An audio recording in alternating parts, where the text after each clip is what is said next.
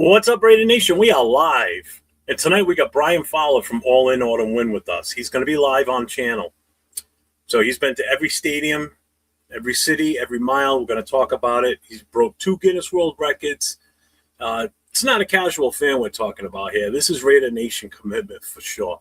But tonight we asked what it took, what almost went wrong, and what being all in really means to him, and what it kind of means to the nation too. So then Nate and I will then check our draft board after that, our big board from a couple of weeks ago, see where we got wrong, what we got good, and if we cooked it anywhere. So make sure you hit that like, share it out. Brian is here. So let's roll.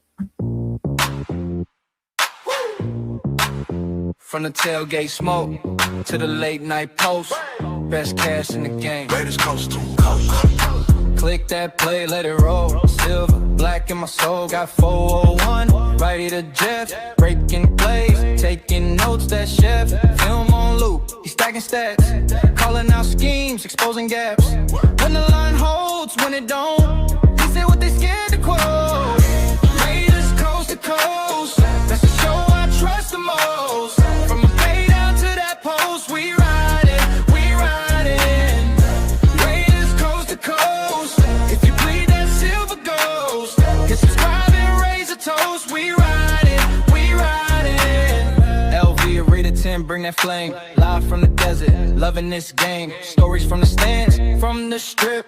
Heart in the huddle every trip. They debated, never fake it. Caught a draft pick, celebrated when the shield shine bright on screen. You can hear the whole fan base scream. Let's go! Let's go. Raiders coast to coast, that's the show I trust the most. From the bay down to that post, we ride it, we ride it. Raiders coast to coast. If you bleed that silver ghost, hit subscribe and raise a toast. We ride it, we ride it. The whole Coliseum to the lights where we see them YouTube on. That's the spot for the real talk. Real plot forward, rid of Jeff, LV with rid of 10. Run it back, run it back, run it back. Play that episode again. Raiders coast to coast, it's the show I trust the most. From the bay down to that post, we ride it, we ride it. Raiders coast to coast.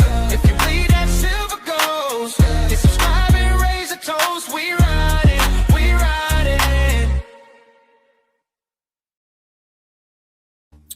What is up, everybody? We are back. Raider Nation, welcome in. Don't forget, hit that like button, hit the subscribe, hit the notifications.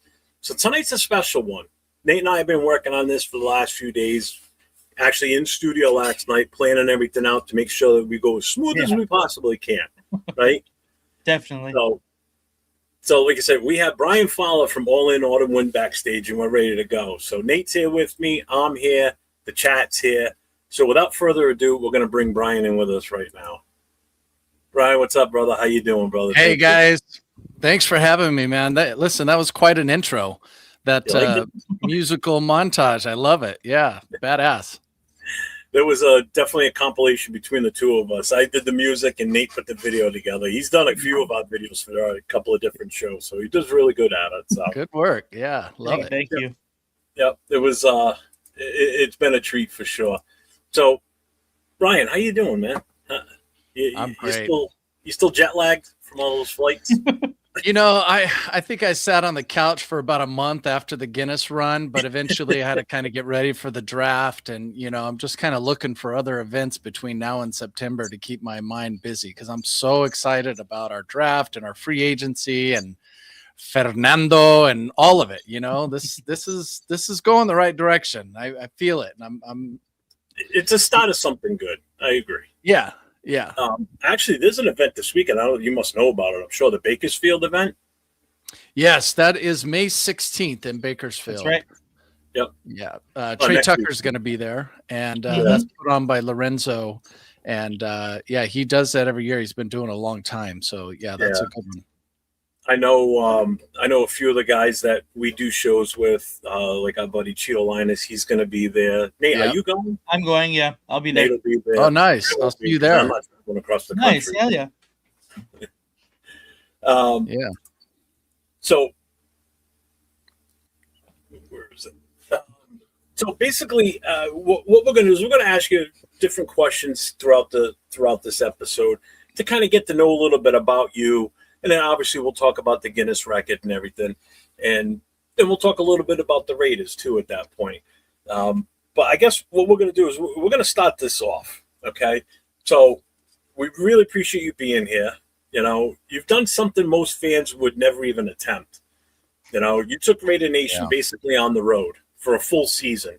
You know, I know in the past you've done a couple of games here and there. You know, nothing like this. This is out of this world what you just did. But we're going to talk about the journey. You know, the records, the close calls, the fan bases that you met.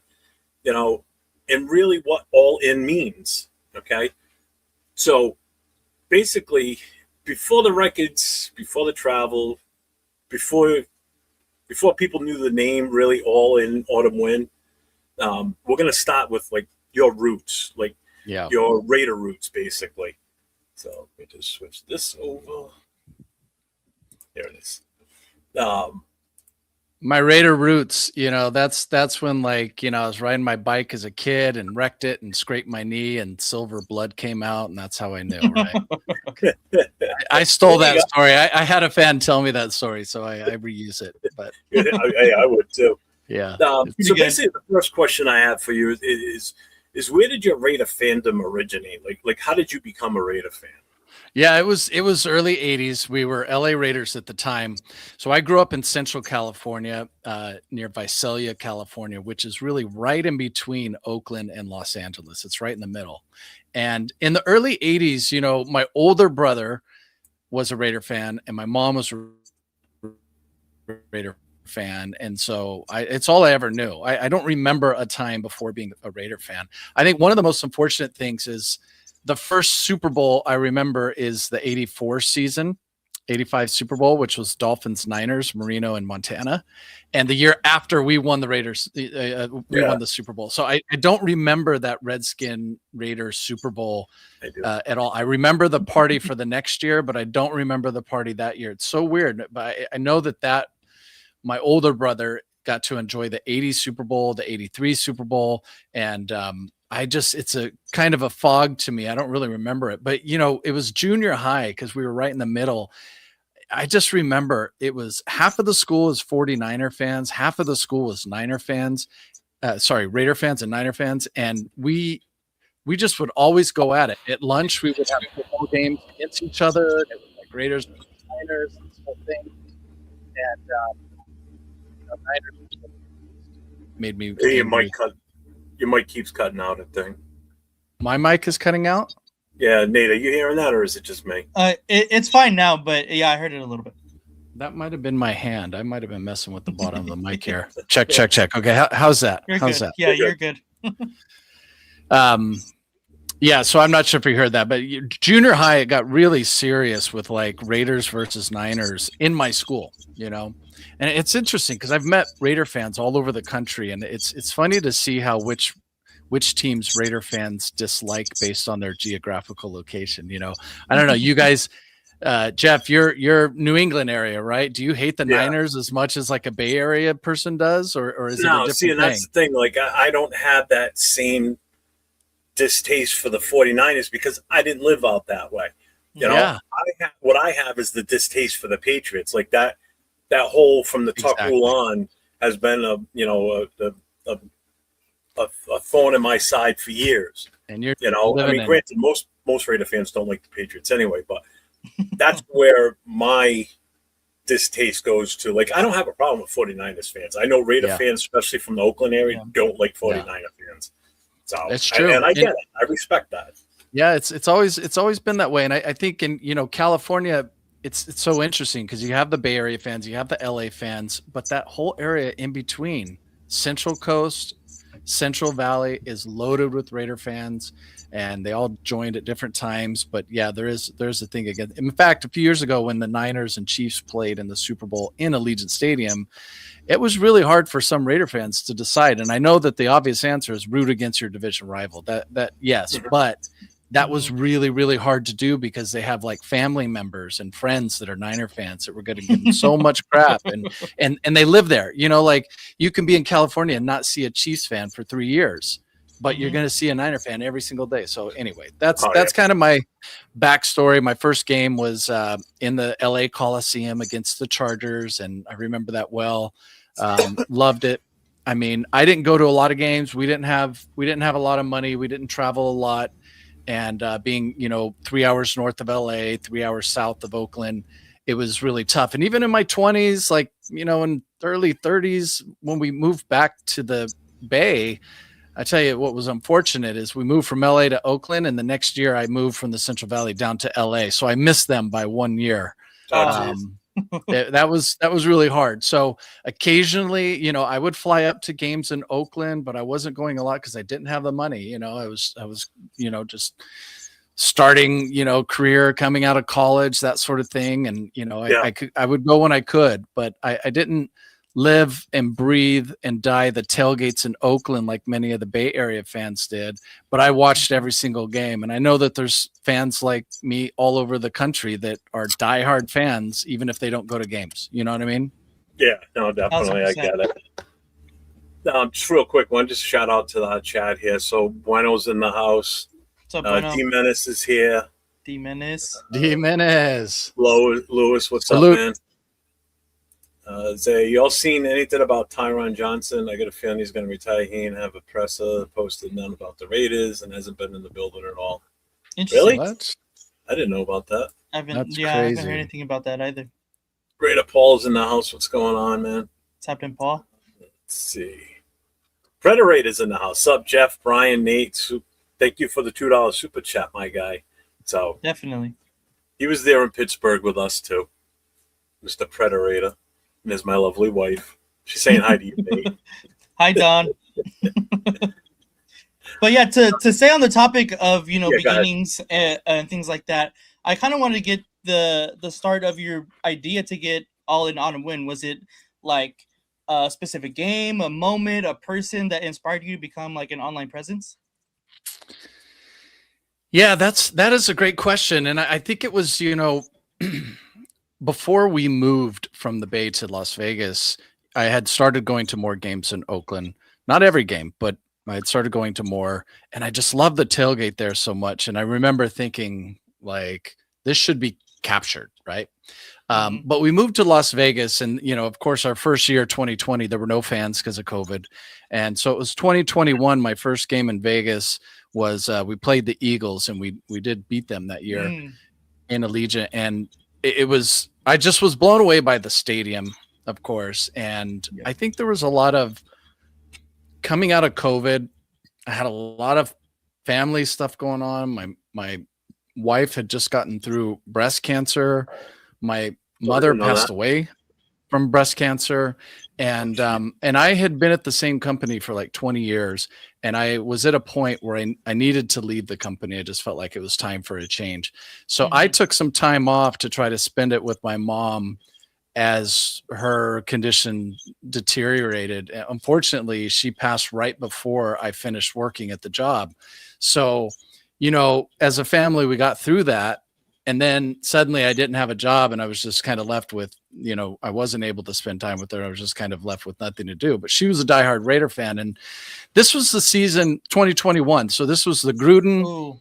This was the Henry Ruggs, where we were on a trajectory to make the playoffs. And then suddenly the Chiefs blew us out like 50-something to 3.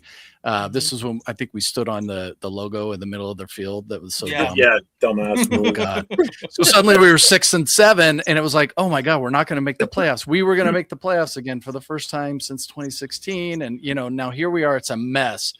And I wasn't ready for the season to be over. So I flew to Cleveland. We had 4 games remaining, and I flew to Cleveland.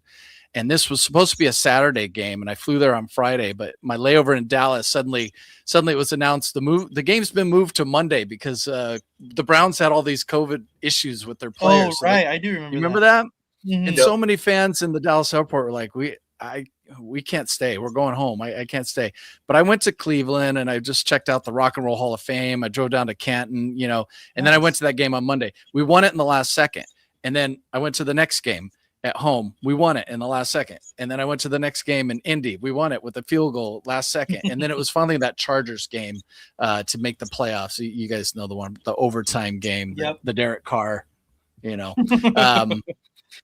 But it was that run of 4 games. We won all 4, made the playoffs, and I went to Cincinnati. But I really attribute it to the experiences in Cincinnati, Indianapolis, and Cleveland, because what I realized there, you know, ton of Raider fans, night before parties going on.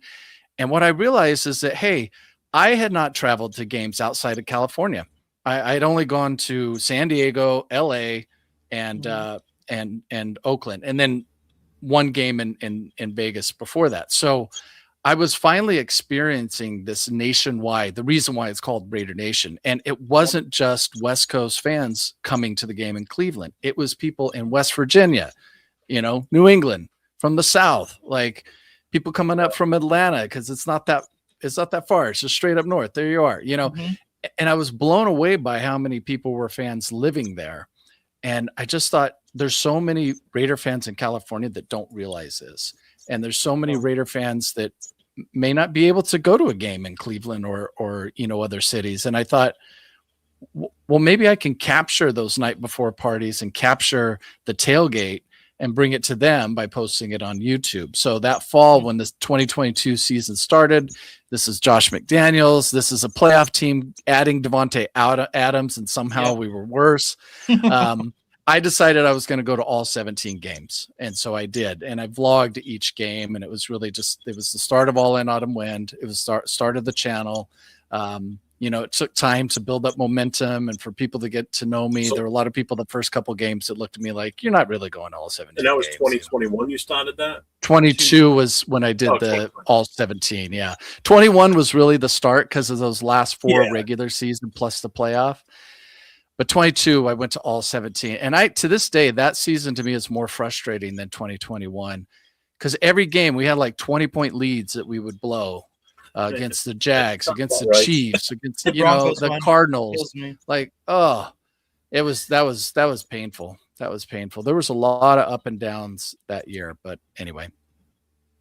Just shout out to Severe with the gifted 5 memberships on my channel, brother. I appreciate you. Thank you. Thank you very much. Lewis says there's nothing like the Ocho Bay games. I agree. San Fran and LA Chargers team or LA teams I can't stand, as most can't. Who else popped in? Alex, say what's up, Alex. Dixon, what up, Alex? Say what's up. Dixon Cider. Let's see. We got Predator with a gifted membership. Thank you, my brother. I appreciate you too, man. Predator. Him and I went live while we were at the draft in Pittsburgh. I think it was Thursday night. After we got back to the hotel, him and I went live for about an hour or so. Let's see. But I said that was the reason why I started following Brian. It was nice seeing all the tailgating and games I couldn't make it to. So see, awesome. You did have a reach there, obviously, at that point. That's great. So I guess the next question is, what does All In actually mean to you personally beyond just being a brand? Like, what does it mean to you the most? Yeah, I think that's something that's always been with me. And of course, I didn't invent this All In expression. It comes from poker, but a lot of teams have used it, like professional sports. I've seen them posted as banners, and, I remember the World Cup a few years ago, it was All In everywhere. That was like, maybe that was 8 years ago. But so obviously it has an established meaning. But for me personally, a lot of my family and friends know just my whole life, like when I get this idea, even if it's a bit crazy, they know I'm going to do it. There's not a lot of times where I say, okay, I have this idea and I'm going to do it. And everybody goes, yeah, right. And then I end up not doing it. That doesn't happen very often. If I say, okay, I'm going to do this, unless, I get hit by a bus, I'm probably going to do it. And I think that's all of that's for me what like that all in mentality is. I mean, maybe like it's not quite the same as Mamba mentality with Kobe Bryant, but cause that's a little more like aggression. Mine's more like a commitment. It's a commitment. Like, no, I'm doing it 100%. Let's go. Nice. So, as smaller creators, I always kind of had this question, and I think it's always fun to ask a bigger creator such as yourself is, how do you balance like your business side and the fandom side? Like, I'm sure it's probably pretty difficult when you go to tailgates. You want to just go crazy, like enjoy yourself. But like, is it difficult to separate the two, like your fandom and the business side? Yes. I've gotten better at it. The first year I was a mess. There were some games I got really hammered and was having a really good time. And the problem is I would end up with 3 hours of footage that I couldn't use. Oh, yeah. Like all out of focus type thing. Right. Yeah, out of focus, a lot of slurred Right. words and Yeah, just, you know, you go. nonsense. Like, oh my God, it's so embarrassing. Hey, but you know what? That shows the human side of you, so that's kind of cool. That's funny. Right. Yeah. Well, I tell you, another thing that was hard was just looking at myself and hearing myself, because when I started doing it, it's not like Yes. prior to All In Autumn Win, I wasn't doing stuff like this. I wasn't on social media posting things of myself. You know, it was really hard at first. You know, you start hearing the sound of your own voice, how other people hear it. And it's like, that's what I sound like. God, what a dork. Yeah. You know? But eventually you get over it and you just say, okay, well, I'm doing this, so it doesn't matter. That's what you look like. That's what you sound like. Yeah. I got one for you. Has it become harder for you to attend games since your visibility? And I mean, you're a celebrity. I mean, there's no toys about it. I mean, No. people see you. I see that hat and I spot you right away without even seeing your face. I see the hat. I know it's you. But has it been, you know, since your celebrityism or your attention, your visibility has grown, is it tougher for you to attend games sometimes? Like people, Not at all. You got a plan that you want to do, and then it gets, I don't know, thrown off, I guess. It does get a little tricky timing sometimes, especially, you know, that game in New England, week 1 this past season, you threw this massive tailgate party. And because of I know we'll get into this later, but the Guinness had some rules about transportation. I couldn't drive. Yeah. And, you know, I took a train to the stadium, so I didn't have a lot of time and I wanted to get footage, but I don't attribute to this anything to do with celebrity. I'm not a celebrity. I'm a fan. I'm just a fan who's trying to show other people like what's going on at these events. And the problem is, though, I've met everyone, not everyone, but I've met so many people and I've gotten to know so many people. So it's not a celebrity thing. It's a, hey, God, how you doing? I haven't seen you since 2023. We were in Detroit together. Yeah, I remember. And, you know, and it's amazing because I don't have the best memory, but because of the editing after a game and going through the video and doing all this stuff, I end up remembering people very well. And it's like, oh, I remember you. Maybe not everybody's name, but I'll be like, yeah, we met in Detroit. We were, oh yeah, you know. So that's really what it is. It's the going around and just seeing people that you know. There's been more and more, especially, you know, I'd say the last 2 seasons, there's been more of like people seeing me and going, hey, you know, I was coming out of the draft on night 1, Thursday night, walking down the street back to my car, passing a Taco Bell, couple Raider fans sitting on the curb waiting for their Uber. And I just kind of did the Raiders, you know, just to like say what's up. And they looked up and they're like, Raider. And the guy goes, oh, all in. You know, he jumped up and that felt really good. It felt really good, but it's more people that I know than people that recognize me from the channel and from social media. Just an offshoot from the same question. Do you have a case, and I think you probably do, is there an issue when people see you and they want to try and force themselves on you so they get on camera? Like, has that ever happened? Or they keep following you around, so maybe you'll interview them, and you know, because they want that 5 minutes of fame that you're going to give them. Well, that's Power Raider every time I see him, which is a lot. I hope he's watching. I hope he sees this. We're going to clip that for sure. Yeah, heck yeah. But my God, but seriously, no, I love it. But it actually helps me because honestly, every time I go to a new game, a new stadium, there is a moment of, okay, how am I going to get this started? And like for the people that don't see me, there's always a scene of like, hey, can I get you on camera? You know, there's an exchange there. And if somebody comes up to me and they obviously want to be on camera, it makes it easier. You know, I just be like, hey, you want to be in here? And they're like, oh yeah. You know, I could kind of tell sometimes when people want to get in, and I just start turning things on, and then I'll have it recording, and then I'll say, hey, do you want to be in here? And they say yes. I go, okay, and then we start filming. So yeah. It actually makes it easier, so I love that. Did it take a while for you to like get over the nerves? Because I tried to do some like interview stuff at tailgates before, and I was like looking for people like, hey, do you want to be in an interview? Like, was it difficult for you to Yes. like, you know, put yourself out there? Yes, it really was. I was a mess the first couple of games, and like I think about the first couple of videos. There wasn't nearly as many interviews, really, and I had a breakthrough in Tennessee. I went there for Titans Raiders. We lost at the last minute. Carr threw it to Waller in the end zone to tie with the 2-point conversion, but we did not complete it, and we lost the game. And my wife went with me. And so if you've never gone to Nashville, please do. That's one to definitely check off, because that whole Broadway street is incredible. Just music everywhere. We did get a little carried away with the drinking that weekend, and we stayed longer. We went like Friday to Sunday. We kind of went together. So it was great. But the breakthrough was during the day before the game. It wasn't even the tailgate, just being on Broadway, that main strip there. During the day we had lunch, but I had my gear with me, and my wife wanted to go into a store to look at clothes or boots or hats or something. And I said, okay, well, I'm going to be out here. And then I pulled my microphone out and I just started walking around the street talking to people.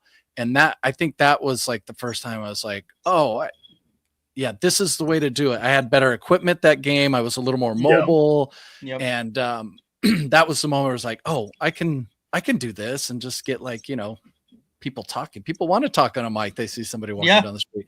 Most, not all. I've had a few people turn me down. Yeah. Uh-huh. Yeah. Just real quick, shout out to Rafa with the $2.42 super chat. Shout out, Raf. And you were just on the show with him. I think it was last week. Yeah, what a great guy. Yeah, Raf is awesome. Talk about a guy that just does not give up. I love Raf. He's such a good dude.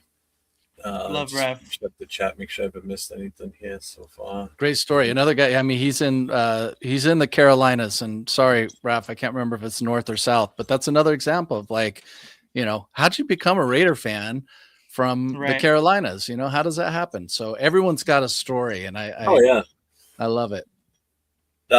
Shout out to Bueno, one of my moderators here. Thank you for posting that up. So he's been putting your link in the channel every now and then in the chat. So nice. Just to remind everybody that's in watching, on the description for both channels, mine and Nate's, in the description is all of Brian's links for all his Autumn Wind, his X, his Twitter, well, same thing, Instagram, YouTube, everything's in there. So make sure you hit him up. If you don't follow him already, make sure you follow him. Make sure you check out the New England game from last year, because he interviewed me. That was a good interview. You got my commented me on that one about do you have my OnlyFans link in there? Yeah, we do. Okay. We put that in there. Power Raiders the only one who's subscribed at the moment, so I'm not surprised. Now you'll have two, Jeff too. Yeah. But I wanted to ask, outside of the Raiders, what other teams or franchises are you a fan of? Yeah, I grew up Raiders, Dodgers, Lakers. So it was all an LA mentality, even though I didn't grow up in LA. Yeah. Yeah, that's right. Well, we have an expression in LA, but can I cuss? Can I cuss on this? You guys? Yeah. Hell yeah. You can say what the hell you want. Fuck Boston. That's the expression. Yeah. Oh, come on. Agreed. That's not right. We're this podcast folks, is ending a little early. But it's okay. Thank you for your 25 minutes on the show, sir. Yeah. Sorry. No, I agree. I'm from LA, so I can say fuck Boston as too. What's up? There we go. Damn it. You've never said that before. Hey, who's the guy that wanted to go to Fenway Park when he was out here in New England last year? I love the guy baseball. over there on the far end. Yeah, okay. Well, I mean, it makes sense. You grew up an LA guy, right? I mean, you were born and raised in California, correct? Yeah. So, I mean, it makes sense. Like everybody always asks me, like, how'd you become a Raiders fan? 70s. They were, the only time we saw them was in the playoffs. And I've never been a Patriots fan and never will be. So that's how I became a fan. There's an interesting thing with the generations, because in the 70s and early 80s, when we were really good, there weren't that many TV channels. And so there were certain teams that they would broadcast. It's like the Steelers, the Cowboys, the Raiders. And and then so you had people across the country become fans of these teams. I'd say Packers are in there too. And then what happens is they have kids, and then the kids become the fan, and then they have kids and there's grandkids. So I mentioned West Virginia. I met a grandfather and grandson from West Virginia. And I was just like, why is that a thing? Why are there Raider fans of West Virginia? And it was exactly that. He was like, you know, he was talking about the Mad Bomber. He was talking about the Snake, and, you know, his kids and grandkids, they're Raider fans. So there you go. Yeah, that was a problem out here. Obviously, the Patriots, back in the day, Patriots were never on TV because they couldn't sell out. Yeah. So even if they were home, they couldn't sell out. You would see them on the road. That was it. Yeah. Big up here was the Giants, because that was the next major market to us. It was New York. That's why there's so many Giants fans up in New England, but they're all older, much older than me, you know, because it goes back that far. And that's how I got to watch the Raiders, was in that 70s to 80s run. Yeah. You know, we talked about this before, too. The other thing that really helped propel Raider Nation and attract fans was the whole 80s hip-hop scene coming out of California with NWA and all the Raider gear. I mean, you bought the NWA CD or cassette. They all had Raider gear on it, and you're like, oh, that's pretty cool. And you wanted to dress like them, so you went out and bought that stuff, you know? So that helped really spread Raider Nation. There were many schools in Southern California and Central California that would not allow people to wear Raiders to school because of that. Yeah. Yep. Yeah, they thought it was like gang-affiliated type of stuff. And because of NWA, unfortunately. But let me just see here. I think we got everything. Yep, we're caught up on the chat. All right, good. Thank you, everybody, for being in here tonight. We appreciate everybody being in here. This has been fun so far. And we're not even done yet. So that was, where did we just leave off here? So that was that. Okay, so now we're going to get into the Guinness World Record talk. But before we do that, I want to play the video that you sent me the link for. So we're going to put this up, and we're going to let this play. Let me just get the banner off of here real quick. Okay, and it's time to go to all 32 stadiums. The current record is 74 days. Good night for football. Oh my God, he got it. Okay, let's play some football. I got a flight at 6 a.m. Unbelievable game. Absolute disaster. The blue really popped. Oh boy, this place got quiet in a hurry. This game is for the birds. Just for the record, I really hate the Chiefs, okay? Sucking, that's what we're doing. Wow, what a game! To the Guinness World Record team, I really appreciate the opportunity. This journey means so much to me. I'm getting a little emotional right now. The fastest time. And you know what? I got to ask this. This isn't one of our planned questions, but I have to ask you this. That video ended with the perfect ending. You at Allegiant Stadium getting to light the torch. What did that mean to you? That had to mean I would have had a tear in my eye if you did. I totally understand it. Yep. I did. I cried. I you know, when I was on the stage, I didn't cry, but when they called me, I did. And I'll tell you, and we'll talk more about the Guinness journey, but the journey was exhausting. And it was, you know, I was in touch with the Raiders throughout the season. They knew what I was doing. They were aware. They were kind of monitoring. They asked me for updates every now and then. And it was Sandra Douglas Morgan at training camp. I told her, I said, I got this idea. This is what I'm doing. She's like, well, if you do this, maybe there's some way we could recognize that in the stadium at the end of the season. And I just thought, okay, it's maybe they'll put a little thing on the screen, or, you know, it'll last 10 seconds and that'll be it. You know, I think there was a little bit of like fantasy of, oh, what if the torch? Ha ha ha. Yeah, right.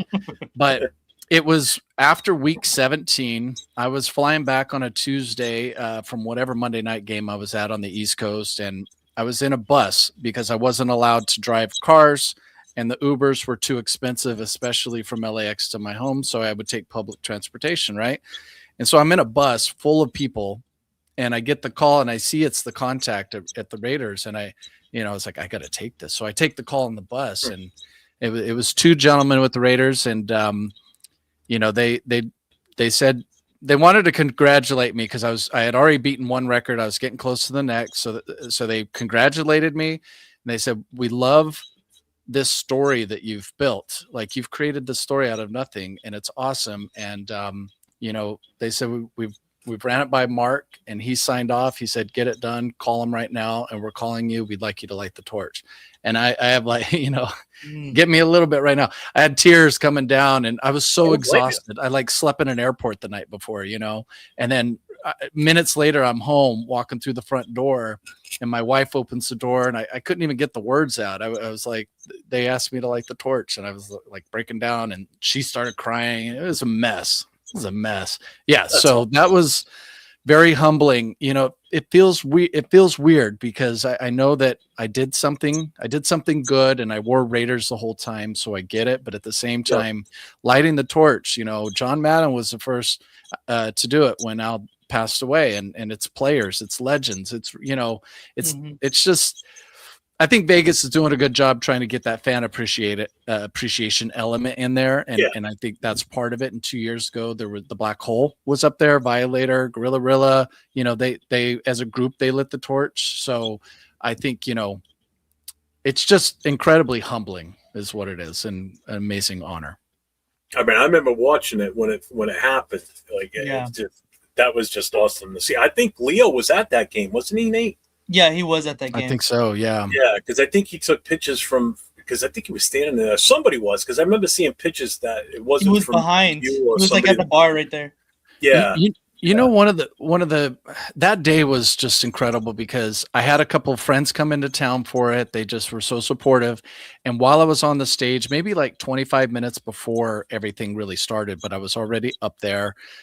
You know, they have you do some things like you sign a plaque that then gets installed at the base of the torch.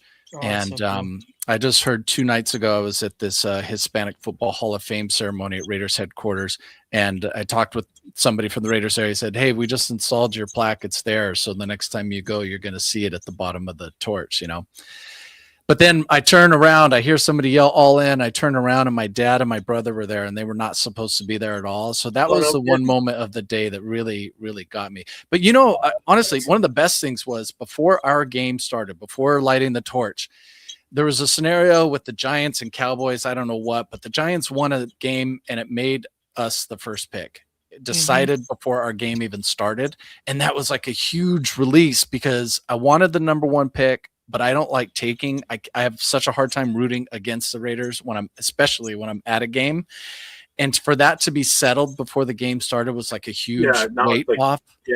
Yeah. And then we won the game, and we won it with like a 60-yard field goal from Daniel Carlson, his going away present to us, you know. And it just, that felt great to win the game, to light the torch, to not have to worry. You know, I even had some Raider fans complain that we won the game because, well, I know we got the first pick, but that meant we got a later pick in the second round and the third round because then we were tied. There was a little rotation thing. I get I was like, come on, guys. Like, come on. I mean, you know, the 32nd pick versus the 35th pick, like, you still got to make a good pick regardless, you know. And we could have had the 32nd pick and pick someone bad. So you just don't know. And that's why it's not worth it to me to get so focused on that positioning of the draft. It really bothers me. This is a game that you're supposed to go out and play and you're supposed to win. I get it. Even I was like, okay, it's fine. We're losing all these games. We're going to get the number 1 pick. There was a point when I succumbed and I gave into it, but I am not a tank guy. I'm not like, you know, tank. But anyway. Anthony, you know what? I got to get one. Anthony just said the Predator. He goes, it's an honor to have that all-in autumn wind patch on his vest. I need to get one for my vest. I didn't know you had a patch. I don't know. I'll mail you one. Yeah. I don't know. I might step away and grab one here, but it's. I need to get one of them because I will put that on in a heartbeat. Oh yeah, perfect. Oh, that's dope. Yeah. If you see me looking to my right, it's because I got a bigger monitor over here and I got bad eyes, so I can see everything easy. So it's not that I'm ignoring you, just to let you know. No worries. So all right, so this again, we're going to ask the questions based on your Guinness journey. So basically, what inspired you to start this whole world record attempt? Because at the time when you started it, it was just an attempt at that point. Because when you sit there looking at it, it's like, man, this is going to take forever.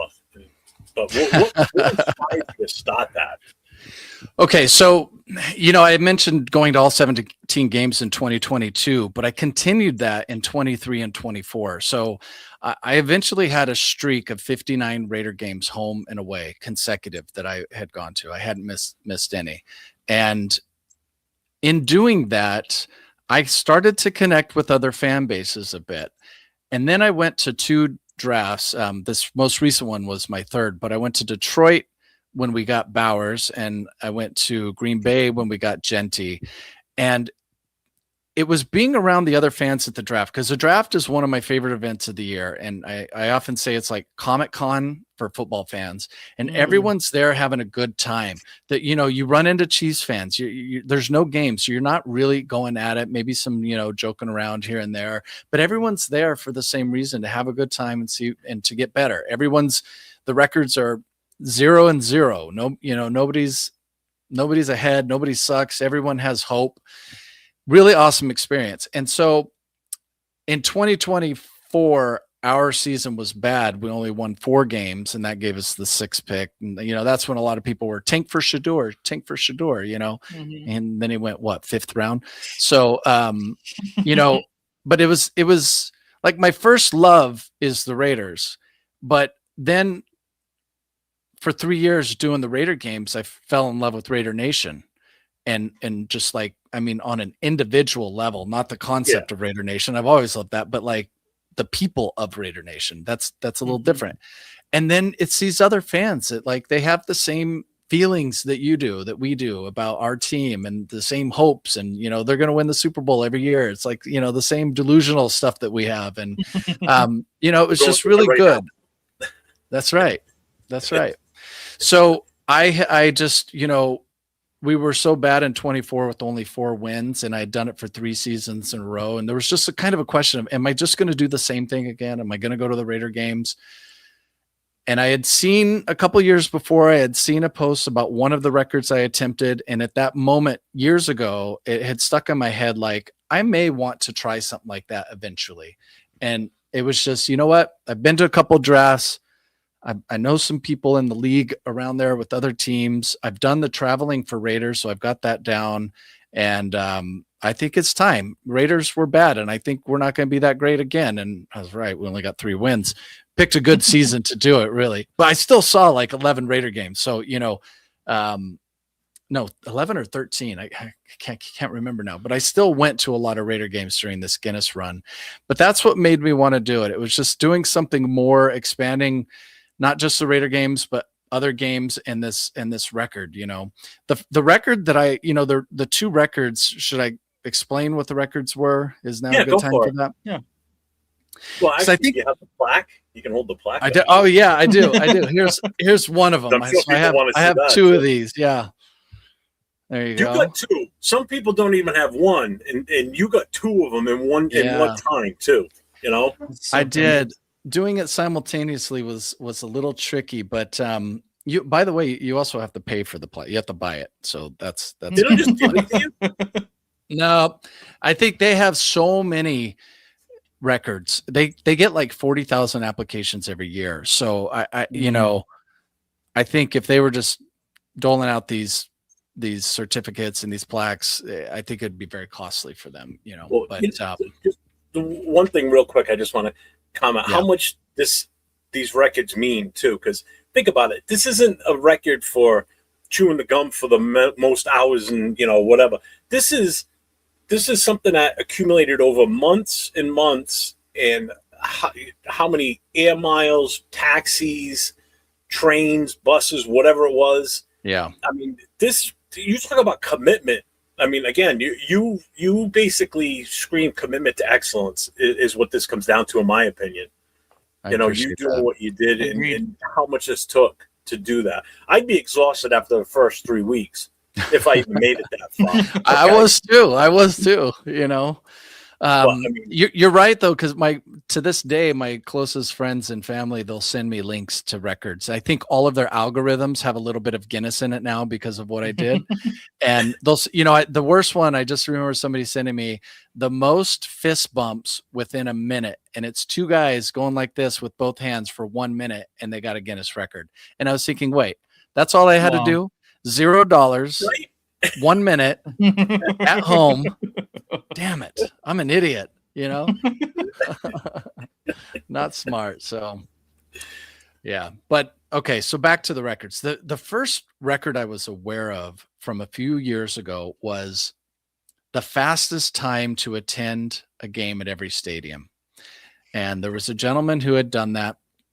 And I think he had done it fairly low profile. He wasn't putting it on social media like I was, which eventually I became to regret a little bit because it added to the anxiety and the pressure and the fear of it failing publicly. You know what I mean? Like if I failed, there started creeping in doubts and worries about that. But that record was the fastest time to attend a game at every stadium. So you had to go to 32 games because you go to LA twice and you go to New York twice, once for each team.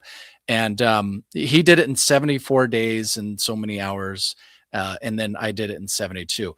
The thing about that record is that I think a lot of people overlook that one and they go to the other record, which is the most games attended in a season. Mm-hmm. And that one I did 56 games, right? So that's every Thursday, Sunday, Monday for 4 months going to a game, traveling constantly the entire season. And it is impressive. But I think because it's like, wow, you went to 56 games, people really gravitate towards that one. But there's something about the other record that was actually harder and riskier. And what it is first of all, okay, so let me explain it like this. In order to get the most games, all you got to do is pick a game and go to it. It could be anything. In fact, I live in LA. The Rams and Chargers both live here. So every Sunday I could have been going to a game here. And that would have knocked off, 17, 18 games. Mm-hmm. And then I could have hit Arizona or, 49. I would be a little beholden to wherever the Thursday night game is, wherever the Monday night game is. I'd have to travel there. But I could have knocked a lot of games out in LA. And I did not do that because, number one, I wanted to go to Raider game. So week 1, I flew out to see you in New England, went to that Patriots game, got a win, thought we were going to be good and was completely wrong. But, I could, exactly. Yeah. When I could, I was going to Raider games. So that was a little bit unnecessary, additional travel and costs that I didn't need to do. In fact, the person who had the record for the most games before me was an LA Charger fan. And it was actually 2 women, LA Charger fans, and they went to a lot of Chargers games. And then they flew to other cities for, they had 33 and I surpassed it and went to 56. So that record is impressive. And I love that record. And to do 56, it's the one that resonates with people. But I'll tell you why the other one's harder and a little more precious in a way to me, because number one, you have to figure it out before the season starts. In order to go to all 32 teams in the fastest time, you can't just go willy-nilly. You have to plot it out. And there were only I built a crazy Excel sheet to figure it out. There were only 3 ways to beat the previous record. And I chose the one that was the fastest, right, of those 3. But you have to spend a lot of time mapping it out because you don't know, should I start week 1? And if I do start week 1, do I start on the Thursday? Do I start on the Sunday? Do I start on the Monday? It depends on how the days lay out.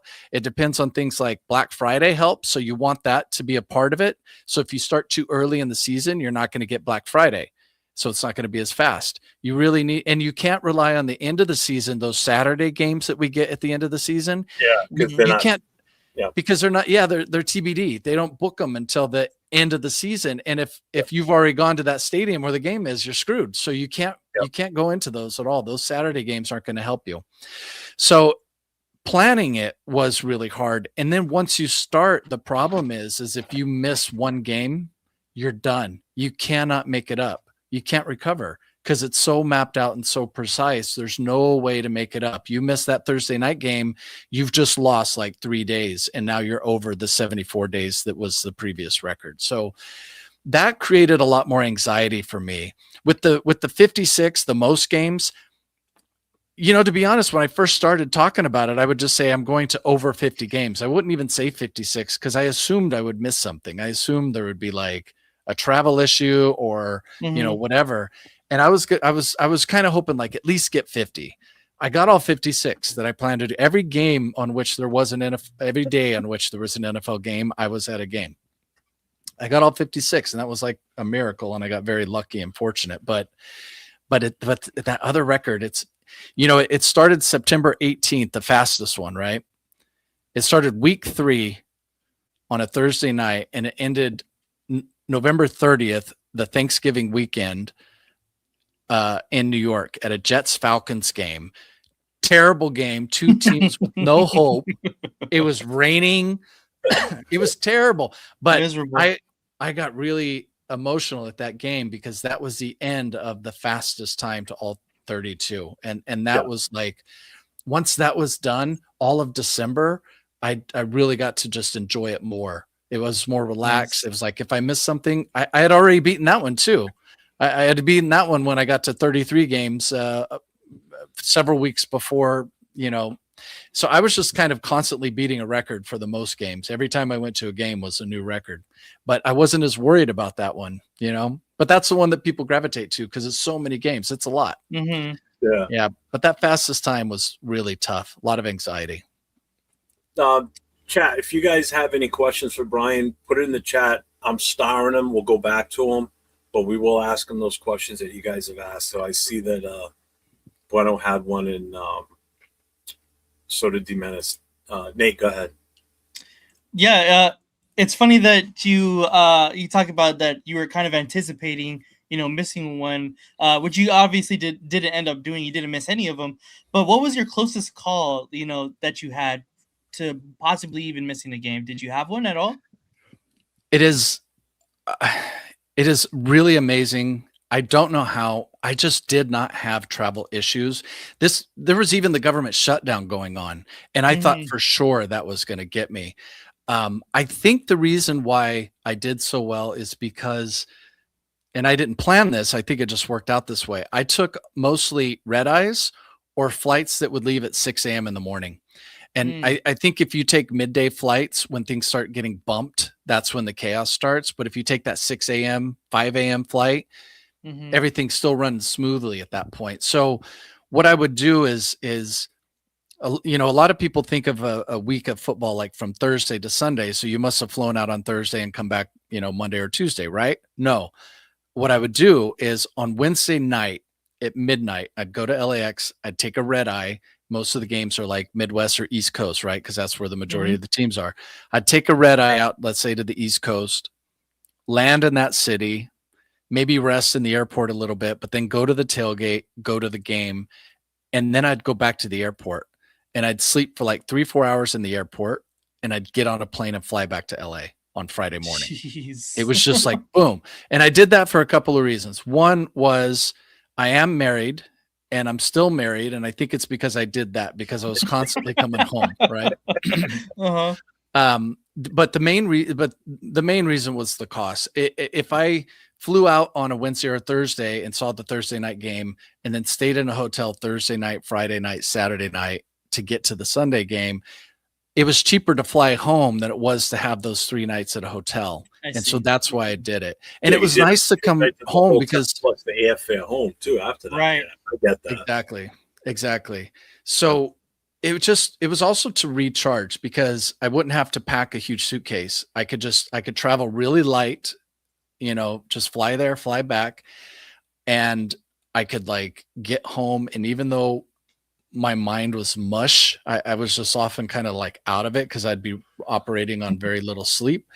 I could just recharge for a day or two at home, shower, get all my things recharged, including my gear, and then fly out again Saturday night to do it again on the Sunday. Now the Sunday, Monday games I'd do together. There was no time to fly home, but I'd do Sunday, Monday, and then fly back Tuesday morning. And a lot of times I'd stay in a hotel on Monday night. I'd stay in an airport on Monday night. So really the only time I was staying in a hotel was on Sunday night. That was the one, like, blessing, was like going to a game on Sunday, going to a hotel, sleeping, and then flying to the next city on Monday. But yeah, I think that's why, honestly, the scariest thing that I had related to travel was week 18. I was at a Saturday game in San Francisco. It was the Seahawks 49ers. The next day was Raiders Chiefs, and I was supposed to light the torch. I had a flight on Sunday morning originally booked. Before I knew I was lighting the torch, I had a flight on Sunday morning. And as soon as they told me that, I thought, wait a minute, do I really want to fly Sunday morning? What if something goes wrong? What if I miss it? What if I don't light the torch? Like, oh my gosh. So I booked a second flight for Saturday night. And I took that flight, but I had to go from Santa Clara up to San Francisco because, the Niners don't play anywhere near San Francisco, by the way. Yeah. And the flight was delayed like two hours. And I started getting worried, like, oh, this is going to be the one. Here we go, right? This flight's going to get canceled. And then that flight on Sunday morning was actually out of Santa Clara. So I was thinking, I'm going to have to go back to Santa Clara. What if that flight's canceled? Like, that was the scariest moment. But it did eventually take off. I got to Vegas around 3 a.m. on the Sunday morning that I was lighting the torch. So I went straight to the hotel, hit the bed, slept for like 4 or 5 hours, and then got up and started going. So that was the scariest moment, was week 18. It was mostly because of the torch. That's why I was scared. God, could you imagine if you were so tired you slept through your alarm and you didn't get up? I know. Oh, man. Oh my God. I have fantasized about every possible scenario going wrong. I would just sit there, just like the anxiety just would off the charts. If I'm not mistaken, because you were at the Philly game that I went to during that massive snowstorm that ripped through the area. Yes. You had just landed, and I think I'd sent you a text while you were still on the plane to let you know where we were in the parking lot. And then I remember seeing your video later on of you walking through the snow, pretty much coming from wherever you were at that time, coming to where we were, because you were just landed like a couple hours before the game started. That's right. I took a red eye. Yeah. So that was a close one too. It was close. And I think what helped me is that I had been to Philly a couple of times before that. And so I had my route. I knew the train system from the airport to downtown. There you go. I had my hotel, already planned. And then from the hotel, there's a subway line that goes directly to the stadium. So, I kind of just went to the hotel, threw my stuff down, got on the train, went to the game, and then, really passed out after the game. That one's interesting because at that point, that was in December. And at that point, I had already finished the fastest time record. That was done, right? And I was still going for the most games. And I had planned on going to this Raiders-Eagles game in Philly. But the snowstorm was happening on Saturday night. And I was thinking, like, this might be it. This is where something's going to go wrong with the flight. I'm not going to be able to land. It's going to be too crazy. And I was actually thinking there was a Rams-Vikings game happening here in LA at SoFi, 3 miles away from my house. And I thought, should I just go to this game instead? Should I not risk it? Maybe go to this game because for the most games, it doesn't matter. But it was Raiders and it was a snow game. And I just thought, like, oh man. Oh yeah, that was fun setting up the tailgate and that crap. That was awesome. And I hadn't been around Raider fans for a long time because during that 32 game stretch of the fastest record, it was all other cities. It wasn't Vegas. And, I got lucky. There was one game in Vegas during that time, but one game in Denver, that Thursday night game, Raiders Broncos. So I had 2 games in that 32 stretch of Raiders, but it had been a while. So I ended up deciding, no, I'm going to risk it. I'm going to fly to Philly because I want to be around Raiders and get like that, that boost, because that's what it'd be. Every time I'd see Raider fans, it'd be this boost and it would like push me. It'd keep me going. Because I think the best part about you coming out to that Philly game, which I think you didn't know at the time, I knew that Friday night or that weekend, there were a bunch of fans that came out from the Bay Area for that game in Philly. There was a huge amount of Oakland fans or Oakland residents and Bay residents because they were playing. The DJ that was there from the Philly TBH chapter was dropping a lot of West Coast music. They were eating it up. until some idiot Eagles fan walked by and unplugged the generator. Oh yeah, I got that. I got that on film because wait, who was the Raider fan that went after him? Gosh, I'm gonna go back and watch. I think it was one of the guys from TNBC, but it was me too. We were all walking towards him. Oh yeah, yeah. If that guy didn't have someone holding him back, the Raider fan you're talking about, he would have got a hold of the kid. Yeah. Yeah. Yeah, that was awesome. That kid had a set of balls. That's all I gotta say. Yeah, I mean Philly. You know, a lot of people talk about the Philly fans being. I'm sorry, not Phillies, but the Philadelphia fans being the worst. And I get it. It's probably the right answer. I just think it's a little misinterpreted because I think the real thing is that these fans in Philly, their culture, the way they grew up is to be very chirpy. They talk, but they expect it back. They're not just trying to just beat you and demean you and, it's actually a way of communicating there, and they go at it and they want it back, and they want it back in a way that's not necessarily a fight. It certainly does escalate to that. Yes, of course. But it's just, they're loud and they're passionate and they get into it, and that's how they do it. And I think people misinterpret it as like, they're the nastiest fans in the world. It's just, I'd go back to Philly again because that was my biggest worry because I was taking Dawn with me, my wife. So I'm like, do I really want to do this? But I'm like, nah, that's fine. And where we sat, we were the only Raider fans. We were surrounded by Eagles fans. And the two guys behind me were bigger than me. And we hit it off with them. We were talking with them the whole time because you know why? They hate the Patriots. So we had common ground. There you go. So there you go. A lot of it's what you bring into it, because even if people aren't chirping at you, if you go back and are aggressive, then it might escalate. But if you go back and you chirp a little bit too and have fun with it, it doesn't get bad. I didn't have any problems like that. And I saw the Eagles a lot, by the way, because they had won the Super Bowl the year before. So it's like they had a lot of primetime games over. I think I saw them 11 times. Yeah. Was there ever a moment during your record attempt that you almost stopped? And if so, what kept you going? Never. There was never a moment where I was going to stop. I can tell you there was a moment when I was at my lowest and I was really, really down. It was right in the middle of the whole damn thing.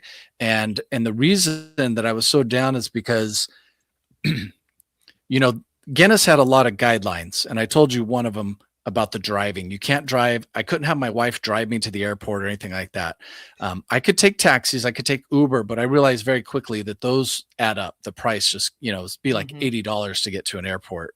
So I got really good at public transportation, but the fastest time that record required more. I really thought that they would have the same guidelines. The two records would have the same guidelines because you're just going to a football game. Why would they be different? But the fastest time required additional things. And okay, so they both required the no driving. I mentioned that, but they both required that I had to get 2 fans to fill out a form in every stadium. Okay, so they both required that. But the fastest time required that I have an employee fill out a form. And it also required a GPS tracking device. The problem that I had was a Thursday night game at SoFi. It was a Chargers game. It's 3 miles from my house. I go to the game on a bus. I'm at the game, and halfway through the game, the GPS tracking device died. Oh.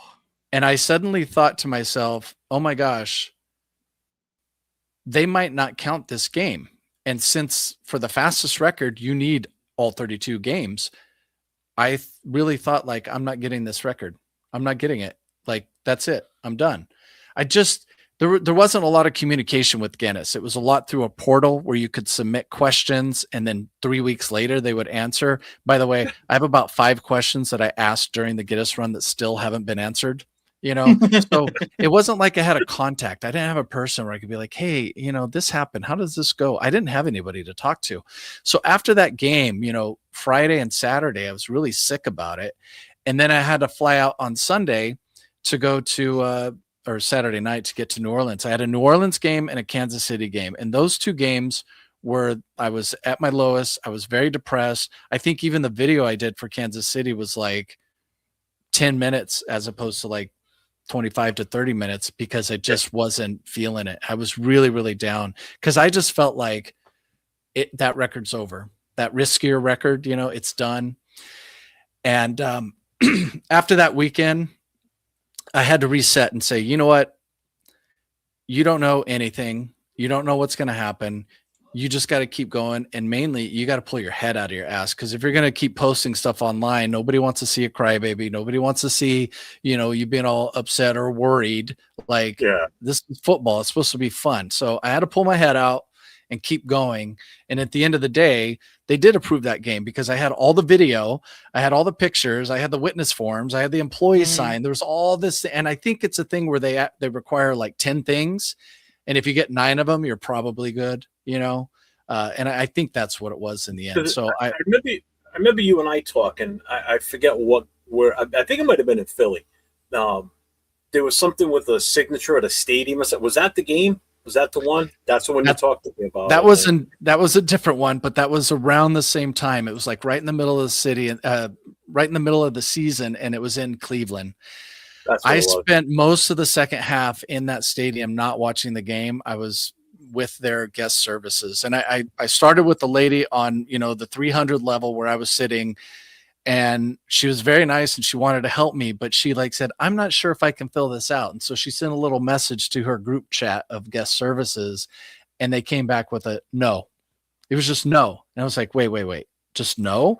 Like, no, hold on. Can I talk to somebody else? And they were like, no, you can't talk to somebody else. We're too busy with the game. There's a game going on, and it was just like, wait, why are they being so the lady that was helping me said, I'll take you down to the 100 levels to the main guest services office. And we went in there and the people were just not nice. It was almost like I was some bad customer who was being annoying, some Karen or something. And they were just immediately defensive and just, fortunately, the guy who made the decision, I did not meet in person, but fortunately he was part of this and he's the one that was saying no, but he gave his email and the general guest services email. And they said, look, we're not doing this today. You're not getting it. Send an email. So I left that signature, right? Yeah. Oh God, this thing would have taken 5 seconds.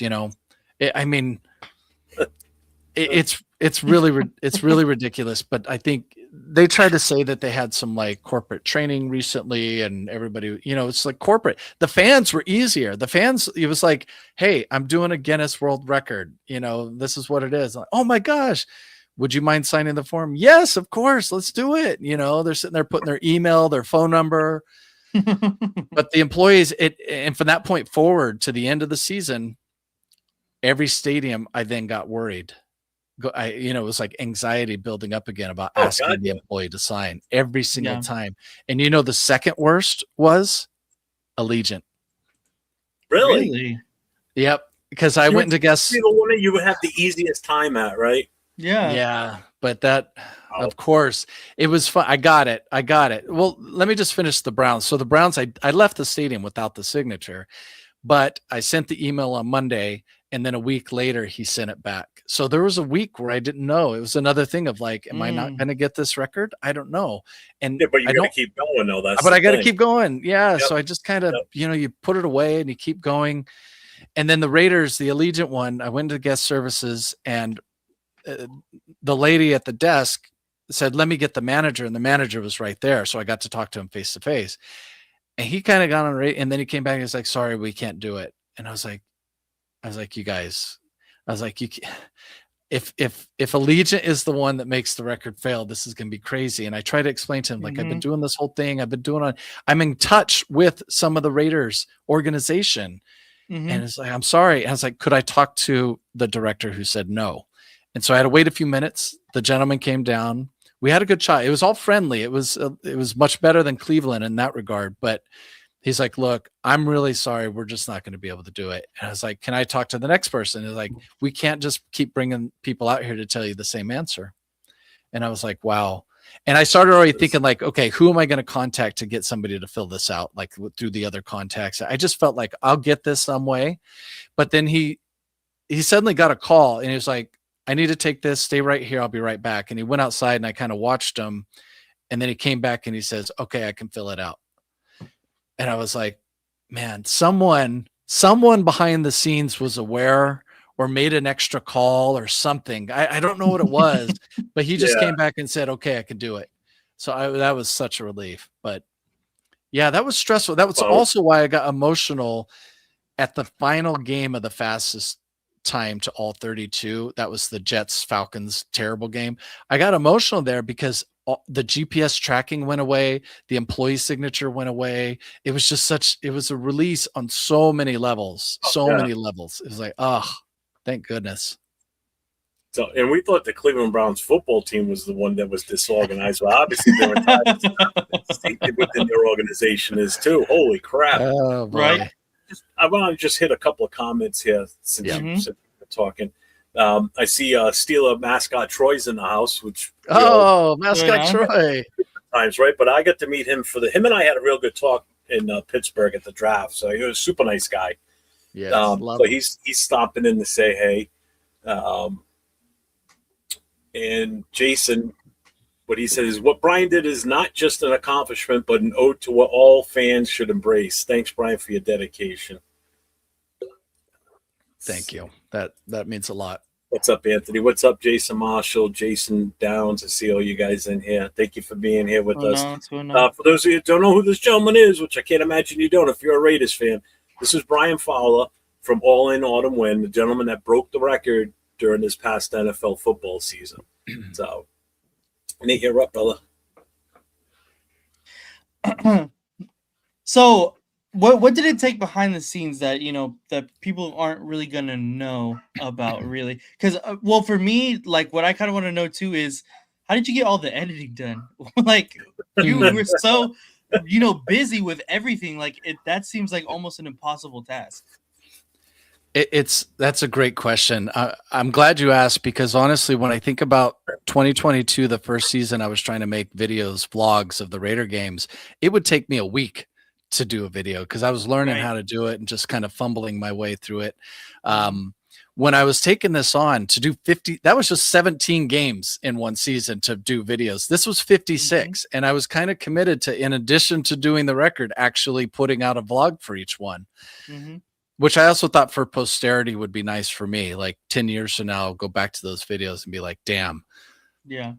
But I had gotten much faster at the editing. That's important. I let go of a lot of things with editing that I used to focus on, or I was trying to add like little sound effects or graphics or things. I let go of a lot of that and just made it the video. And I tried to I cut less. Like I didn't get into editing like, oh, let me take this part out and move this around. It would just be more like, look, I talked to this person for 2 minutes. Here's the 2 minutes, and then move on to the next, and then film the scenery. And I would film B-roll, and for these 56 games, I would kind of just let the B-roll play as I filmed it with the audio that was there. Whereas previously I would like sometimes try to add a song and then edit clips into the song to make it like your intro video, for example. I didn't do any of that during this because there wasn't time. But to be honest, what I would do is, those Thursday night games, I would fly home. Like I said, I would sleep in the airport after the Thursday night game. So if I could, I would start there. At the very least, I would transfer all of the video and audio onto my laptop, get it all set up, fly home, and then on Friday spend a few hours. I got it to where I could do it like 2 to 3 hours once it was all set up. Yeah, I think total it'd be like 4 to 5 hours a day, let alone 2 or 3 hours. Holy crap! Yeah, I really just started making it more of a factory and was pumping it out. It got tricky with Sunday, Monday because it was like after the game on Sunday, I'd be in a hotel, but I'd be so exhausted, and I'd try to do it. Maybe I'd finish it Sunday night. Maybe I'd finish it Monday morning. But I kind of had to get it out before I went to the Monday game because at that point I would have a whole new set of footage to deal with, so I couldn't let it get it backed up. Yeah, that was important. I think what some people probably don't realize too is he's not just going to the stadium and going into the stadium. He's going to the tailgates. He's walking around the lots outside before the game starts. And then when he gets in the stadium, he's not just sitting in a seat watching the game. I mean, you watch his videos. He's constantly moving around the stadium. Like he's not sitting there just paying attention to the game. He's talking to fans. And so I could see how you're exhausted. That's a lot of freaking walking, depending on where it is. The weather also has a factor in that. You know, like Philly, it snowed. New England, it was raining out the whole time. And then you go to Miami and it's like 110 degrees and the humidity is about 1,000. You know, that takes a lot out of you. You know, so I could definitely see where you'd be exhausted after that. I made it so much harder on myself. Like if I wasn't blogging it, you know, I could have just done maybe Instagram with little clips here and there, but I was trying to do this whole blogging thing. And, you know, I made it harder there. I also made it harder by trying to go to Raider games because I could have, like I said, I could have just gone to games in LA. Yeah, you're right. I didn't have to go to the tailgates. It was a lot, but it was worth it. You know, at the end of the day, my back was killing me from too much standing, too much walking, too much sleeping in airplane seats and airports. We're not 20 years old anymore, Brian. Oh God! I know you're younger than me, but we're not 20 years old anymore. Not like this guy at the other end. He could do all that. I'm barely 20 years old. Oh, I gained 20 pounds too, by the way, during that journey. How is that possible? Stadium food. It's stadium food and airport food, because I was kind of living off that for a good 4 days out of the week, you know, and it's not there's not a lot of healthy options. And, you know, sometimes I gotta be honest, I never really got drunk during the Guinness run, but I definitely would get to a stadium and just be like, I need a beer. I just need a beer, you know? Yeah. And of course, it's like the beers are like the big the king for size, 25 bucks, right? It's like a mini keg in your hand, yeah. So yeah, there were some beers, and there was stadium food, and there was airport food, and I was moving around a lot, and I actually thought like, maybe I'll get in shape a little bit. It was the complete opposite. My body broke down. I wasn't getting enough sleep. My metabolism was a mess. No, it was bad. Yeah. Troy says, "Thank you, Brian, for your heart and talent to present NFL superfans in the most positive light. Love you, man. All in." Yeah, I saw the video. If anybody hasn't seen it yet, go check out the video. Probably one of your last ones you put out there, actually, was from the NFL draft that weekend. He was there for the Superfan poker tournament that they had on Wednesday night. And I was there that night. And, man, I've never seen so many Superfans. Me personally, because I don't get to, go to a lot of games like, some people do. But when you go to the draft, again, you're dealing with teams from all over the league. And to see all these different fans from all these different teams, it's like, I've seen that guy on TV. I've seen that guy on TV before. It was strange for me because I connected with so many of these fans at their individual stadiums, including Mascot Troy. I connected with him in Pittsburgh at a game. Philly Sports Guy in Philadelphia. He's cool. Like all these mascots. There was a few in Texans that I kind of became friends with, and all over the league, and then suddenly they were all in one place, and right. That's where for me it was like, man, and they all know each other. It's fun. So that poker charity thing was on the Wednesday night before night one of the draft, and that was a lot of fun. There was also a Superfan Summit on Friday during the day before the draft stuff started. I do have some footage and video of that I haven't put out yet, actually, because I've done 2 draft videos already. I might put something out, but that was just, I try to enjoy that more than actually going around vlogging it. But that was a lot of fun seeing everyone in the same space. It's so crazy. It's a community. It's interesting. Oh God, yeah, it is. Yeah. The best part about that poker tournament, a Raider fan won it. That's right. Baron Raider. Won it for his charity for decoding dyslexia in the state of Iowa. So congrats to him. Again, I know I've said it almost every show since then, but you know what? He needs more credit on that because he did a hell of a job promoting that too. He did. And man, that thing went late too. They finished at like 2 a.m. or something. So it was still going on at that point. Oh yeah, man. I was done. Over 12 hours to get there. I was done. What kind of time frame you got still, Brian? I know we've been going a little longer than we thought. Yeah, I'm good. I'm good for a while, maybe 15, 20. All right, because I do want to get to do we want to cut some of these out then, Nate? Yeah, that's cool. All right. I can talk less too. I know I'm running my mouth a lot. No, you're Dude, good. You're the guest, man. That's the best part. We don't care. So let's see. You kind of answered this one about what went through your head when you broke the record. You just said it when you were at the Falcons Jets game. All that stuff went away, like the GPS and everything. Nate, you want to take this next one then after that one? I think that would be a good one to ask because it's already been asked in the chat. Yeah.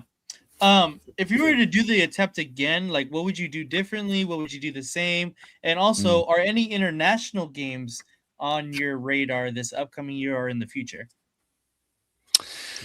If I did it again, well, probably I wouldn't do it again. First of all, let me say that. I have a feeling that my record will at least one of the records will be beaten. I know that for sure. I think the fastest time somebody will get it, and it's really just a matter of what the season looks like. When the schedule comes out, somebody can look at it and could find something faster than 72 days. Even though that was the fastest time last year, 71 might be the fastest next year. Or the schedule comes out and the fastest one is 73 days and they can't beat it, but eventually it's going to happen. The NFL is adding more games on different days, like we're going to get a Wednesday game this upcoming season. And when you start looking at that, how much the league is adding games on different days, I think that's going to make it easier for somebody to beat the fastest time to all stadiums. For the most games, I certainly will not try that again. 56. I think that's going to be harder for someone to beat. Again, if the league is adding more games on different days, sure. Yeah, maybe they could, but that was quite a lot. It was very expensive. So, it kind of takes a certain scenario for somebody to attempt that, but you kind of have to mentally prepare for somebody eventually beating it. I think that just comes with the territory of a Guinness record. They're meant to be broken. The expression is right. Mm-hmm. If I did do it again, I think, I don't know if I would vlog it again because it added so much. And I think I'd try to just enjoy it more instead of constantly thinking about what's next and, doing the video and driving here. And I was really in business mode a lot. I did enjoy it. Don't get me wrong. Most of what I enjoyed was when I was at the tailgates or in the stadium, but everything outside of that, it was just like, I was just like in serious work mode. Try to enjoy it more. And I'd probably do it in a way where I would do as many West Coast games as possible. It just would have made the whole thing easier. I just still wanted to go to the Raider game. So I was flying out, and we won 3 games last year. Look at that. So Troy said the Steelers the new coaching staff showed up around midnight that night at the tournament. Did they really? Yeah, he said the Steelers coaching staff showed up around midnight, said the tournament was going viral. Oh, that's crazy. I think I left around midnight, so I missed it. Yeah, you probably just missed them. Yeah. So, as far as international games, do you have any international games? Yeah, on your radar. Have you been to an international game before or no? I've not, and that's primarily because the Raiders haven't had one in about 7 or 8 years. It was like prior to the move was the last time we haven't had one in Las Vegas, Mexico City.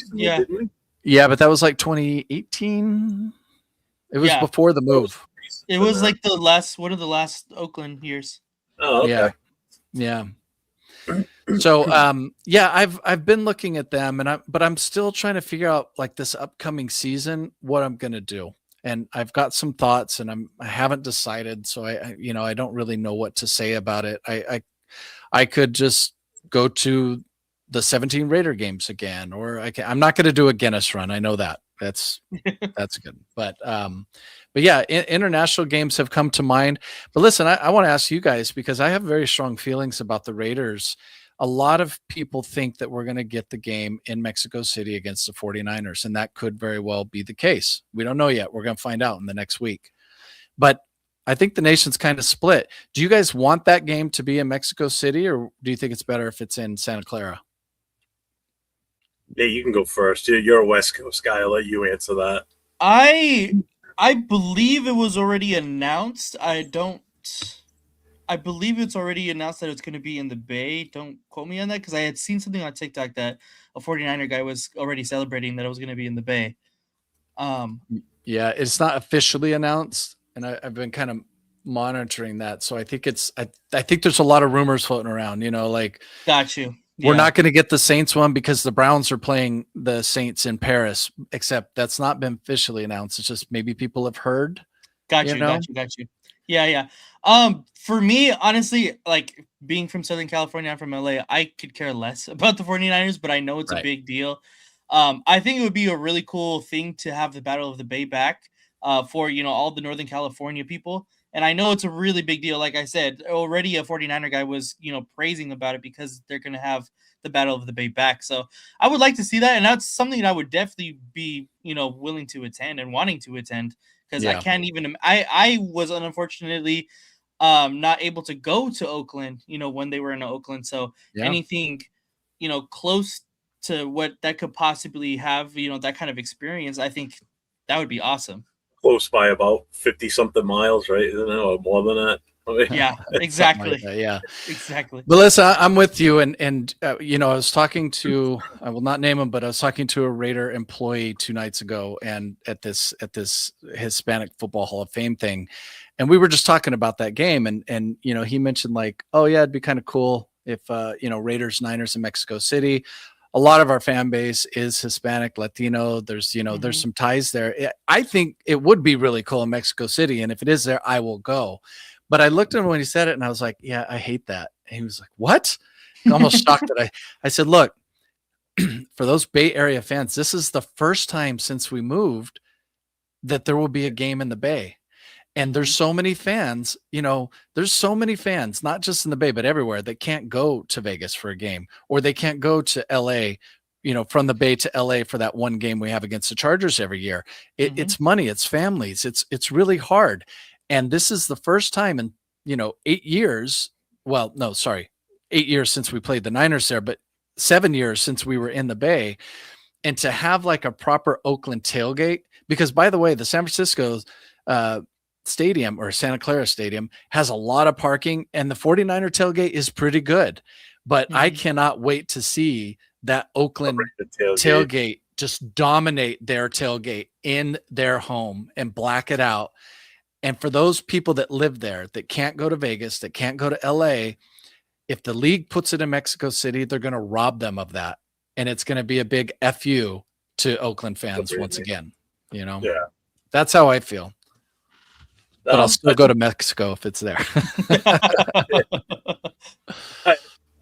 Me, it has no impact wherever they play. But I think I got to go with why Brian's saying he'd rather be up in Santa Clara, not San Francisco. Just for that fact, to get those homegrown Raider fans from the Oakland area, the Bay Area. It's the closest they're going to get if they don't go to Vegas to go and, to see the Raiders. So hopefully they can get tickets for it. That's going to probably be the problem. Yeah, it's going to be tough. Let's switch gears a little bit here. I want to, because I've got a ton of questions that were given by the chat here. So I want to hit some of these. Let's do it. So there's this one. I think you kind of answered that one already. What is the next record you're going to break? Number of hours of consecutive sleep. I think I broke there you go. That's a good one. Bueno's got one. Did you have to pay for the Guinness employees tickets? You didn't have anybody with you. You were on your own, right? Yeah, Guinness did not go with me. They weren't there to witness it, and that's why their guidelines were so strict. They had a long list of things that I had to do. 2 fans had to fill out forms as witnesses, 1 employee, GPS tracking. I had to save every receipt, not just the game ticket, but every travel receipt. And I had to upload everything to their website for all 56 games. When I uploaded the files, I uploaded 900 files to their website. Oh, damn. I had to give them video of like, it was like if your attempt is over an hour, then it needs to be like 2 minutes per hour. So I had to give them like a 6-minute video that included the start of the game and the end of the game to prove that I was there. I could not leave a game early. That was not allowed. I had to be there for the beginning and the end. So if I showed up late or left early, it wouldn't count. So I needed photos, I needed videos, I needed receipts, I needed the tickets to prove that I was there, that I didn't drive a car, that, I took public transportation, and it was 900 files that I uploaded to their website. Damn. Well, as a Raider fan, I mean, most Raider fans don't leave games, even if we're getting blown out. They'll stay to the last second. I mean, I sat in the game in New York where the Giants were kicking our ass 44-7, and I stayed to the last second, clicked off. So I don't leave games early. You saw it in New England. You saw how many Pats fans bailed out midway through the fourth quarter. That stadium was emptying out. Because I did a video of them walking out. I'm like, there go the Pats fans. They're not going to win the game, so they're going home already. Yeah. So the other questions I have here, you've already answered this one pretty much. You're pretty much not going to try it. The 18 weeks. And international, Brian kind of answered that one already too. So I guess he's going to kind of wait for the schedule if he's going to go international. Yeah. Troy's got a good one. What was it like to be on the set of Good Morning Football? Great one. I saw that. That was awesome. Gosh, that was crazy because it was 2 days after the torch lighting too. You know what I mean? So it was still such a high that I was on. I had to get there at like 5 a.m. But fortunately, that set, you know, when they reached out to me, they reached out to me on Instagram. And by the way, I thought it was fake at first. And 2 different people reached out to me though, and I thought, oh, maybe it's not fake. But one of the accounts didn't have a profile picture, you know, so it kind of looks like this is shady. Too. So I asked the other account. I said, hey, I got contacted by this person too. Is this legit? Is this real? And they're like, yes, it's real. And the other account had a picture and had stuff in their info that looked like, oh, okay, this seems more like legit. So anyway, so talked with them a little bit, and they said, well, we could do this via Zoom or, you know, stream it, or if you want to come to LA. I was like, I live 3 miles from the NFL offices in LA are at SoFi Stadium, so it's right there. So I was like, I'll come in for sure. But it was early. It was like 5 o'clock in the morning. But everyone there was super nice, and because they start at 8 o'clock in the morning my time. Exactly. Yeah. Yeah. I mean, just beasts, right? But you know, all the stuff, they had me in a nice green room waiting, and you know, got me coffee. They did a little makeup touch up. That was nice, you know, get all my blemishes out. But then they walked me out yourself when you're filming yourself, right? Yeah, exactly. I probably should, like, you know, get rid of the dark circles from not sleeping under my eyes. But yeah, they walked me out to the set. It's like a big room, and they were in the process of, they were in a segment when I went out there, but we were just kind of hanging out towards the back. And then, you know, eventually went to commercial, and then they took me up to the table where they're sitting. And they were super nice. And I think the interview, I think it went well. There was even a point when, oh gosh, what's her name? Erin? Is it Erin? I'm blanking. Sorry about that.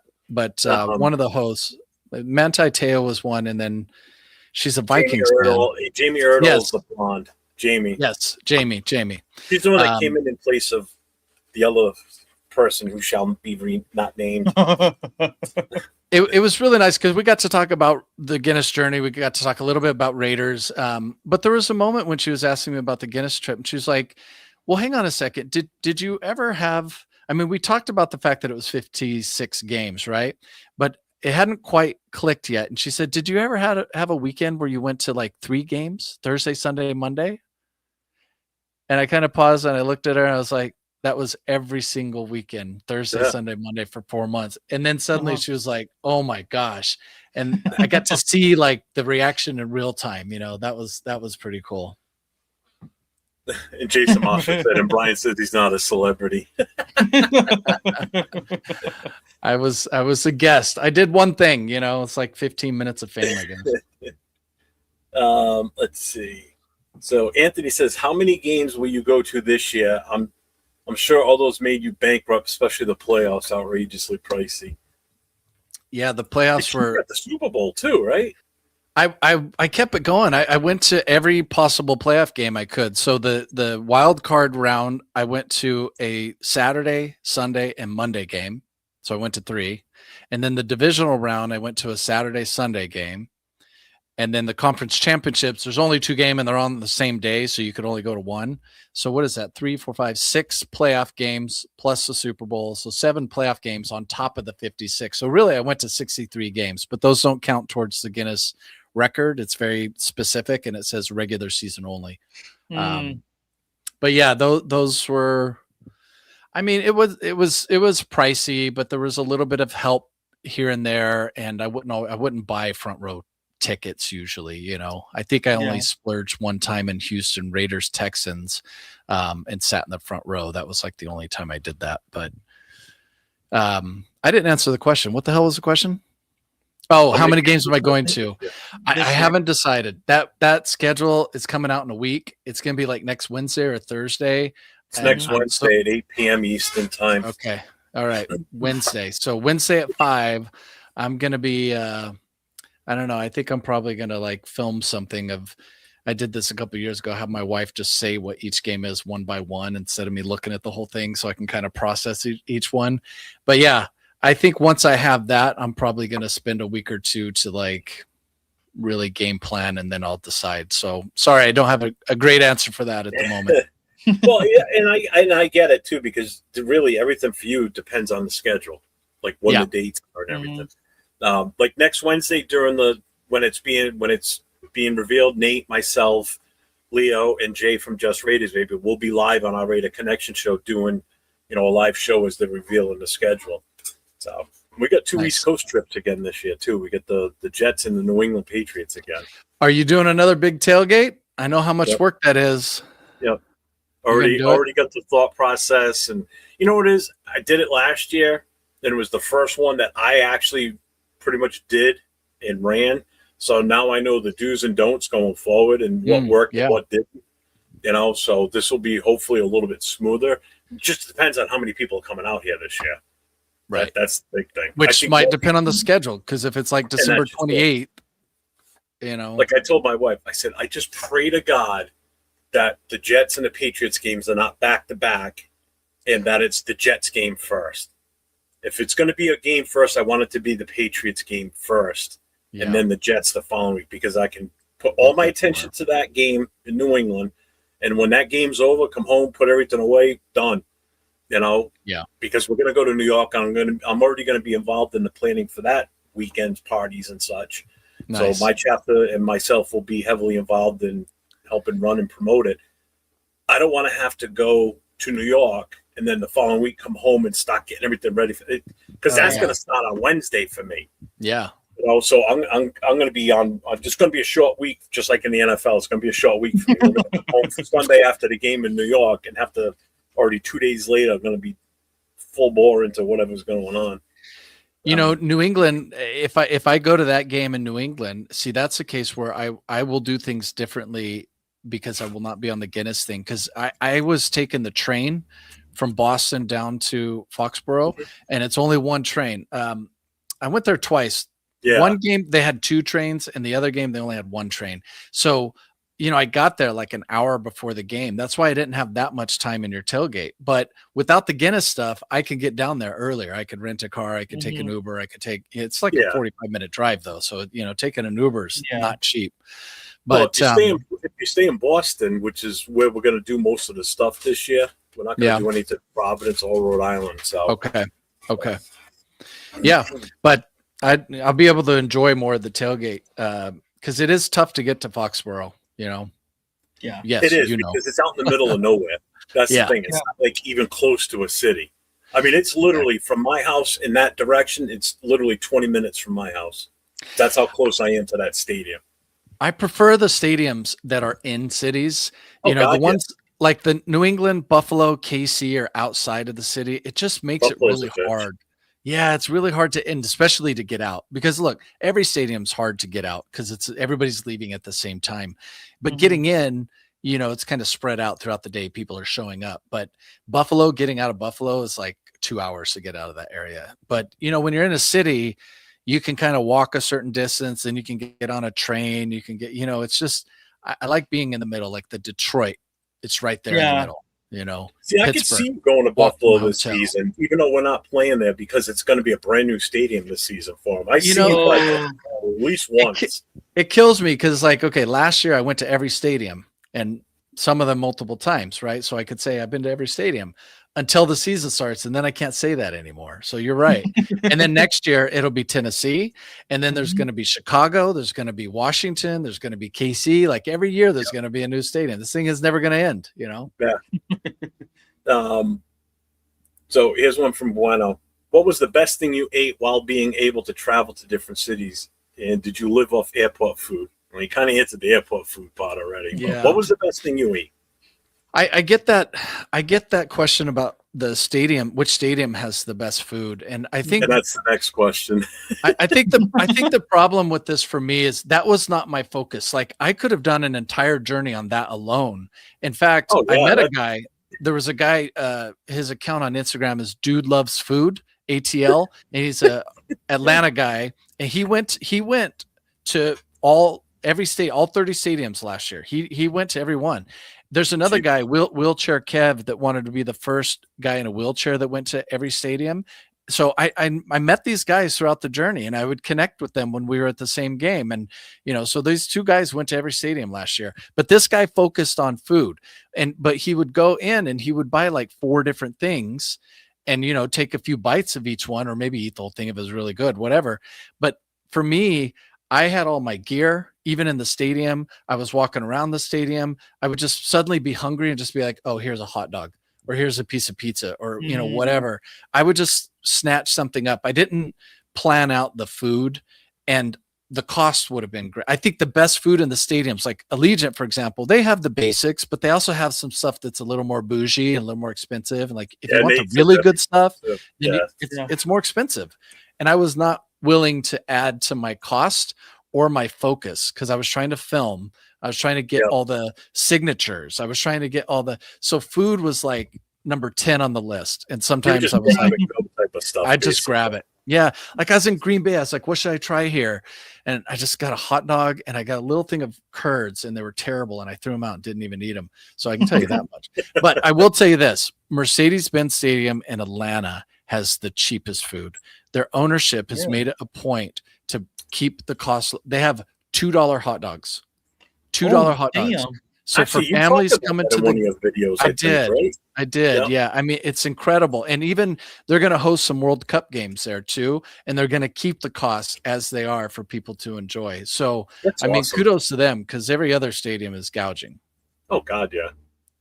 Thank God. You know what? Thank God I don't drink anymore, because I would lose all my money going to games just to buy drinks. I mean, that would cost me a freaking arm and a leg. I see how much they are now. It's like, fuck that. Even the waters are expensive. Yeah. And you know what would happen to me sometimes is like take your party in New England. Fortunately, I did eat there. So that would help me with the food inside the stadium. I wouldn't get food in the stadium every time because there was a tailgate and I'd get food or something.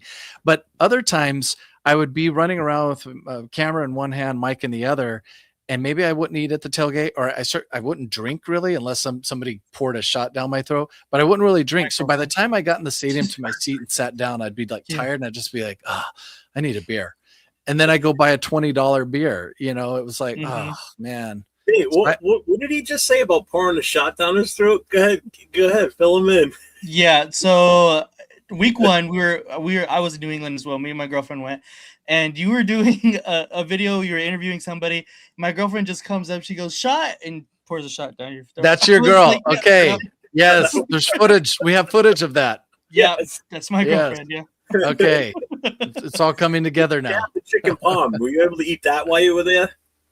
I didn't have chicken parm. No. Did you have the potty pizza? No, I think I had. Did you guys have tacos? No, we had I definitely ate something, but I don't remember. Oh, maybe I did have the pizza. No, I think I did have the pizza. It was just sauce on it, right? Nothing else. You had a whole table with like a bunch of there. Yeah. That's what I had like. It's what they call party pizza. It's just the dough with the sauce on it. That's right. It's awesome. A lot of people like it though. You explained that to me the night before at the party. You were talking about these party pizzas. Yeah. So that's what I had. I had the pizza. Yeah. At least you got to eat. Bueno's got another question. How many frequent flyer points did you rack up? A lot. But the funny thing is I don't have them anymore, because what I do is I would buy these flights. Like before the season started, I bought a bunch of flights, racked up miles. I already had some miles, and then I would use them all. And then I'd have to buy more flights, and then I'd have to use them all. I mean, this was over 100 flights. It was probably around like 115 flights that I took. So I would spend, use the miles, spend, use the miles. So it was just constantly going up and down. But yeah, it was a lot. But the other thing is that it would have been nice if I could have just said, okay, I'm only taking this airline. I'm really going to focus on the miles and the benefits and, whatever. But that wasn't the case because they were like, well, to get there at the time when I want or need to, I had to be open to any airline. So I was taking all of them. I took mostly like American, Delta, but every now and then I took a couple of Frontier flights that were quite interesting.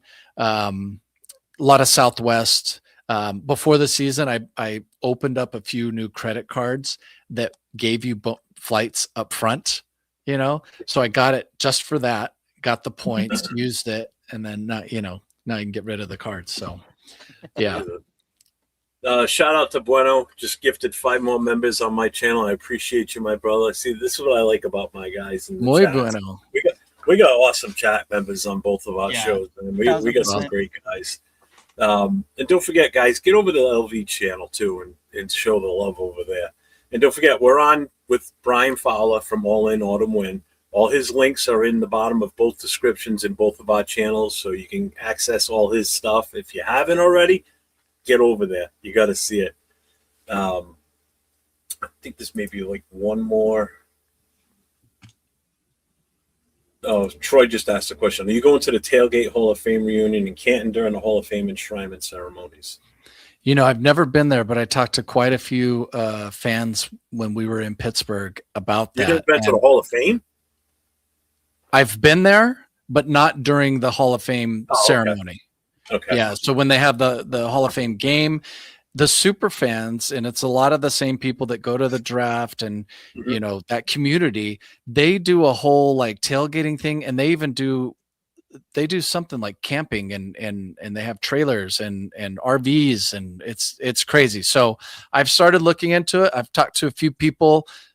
Troy, I think, Diggs and Teresa in Minnesota. We were talking with them quite a bit about it. So I'm definitely looking into that. I think what it's going to take is the schedule needs to come out. I need to decide what I'm doing. And then, from there, I know the Hall of Fame game and that whole weekend is prior to the season, but at the same time, I just got to manage like cost and timing. So I'll know in a few weeks, but I think I'm going to do it because that's something I have not done yet. I think that'll be fun.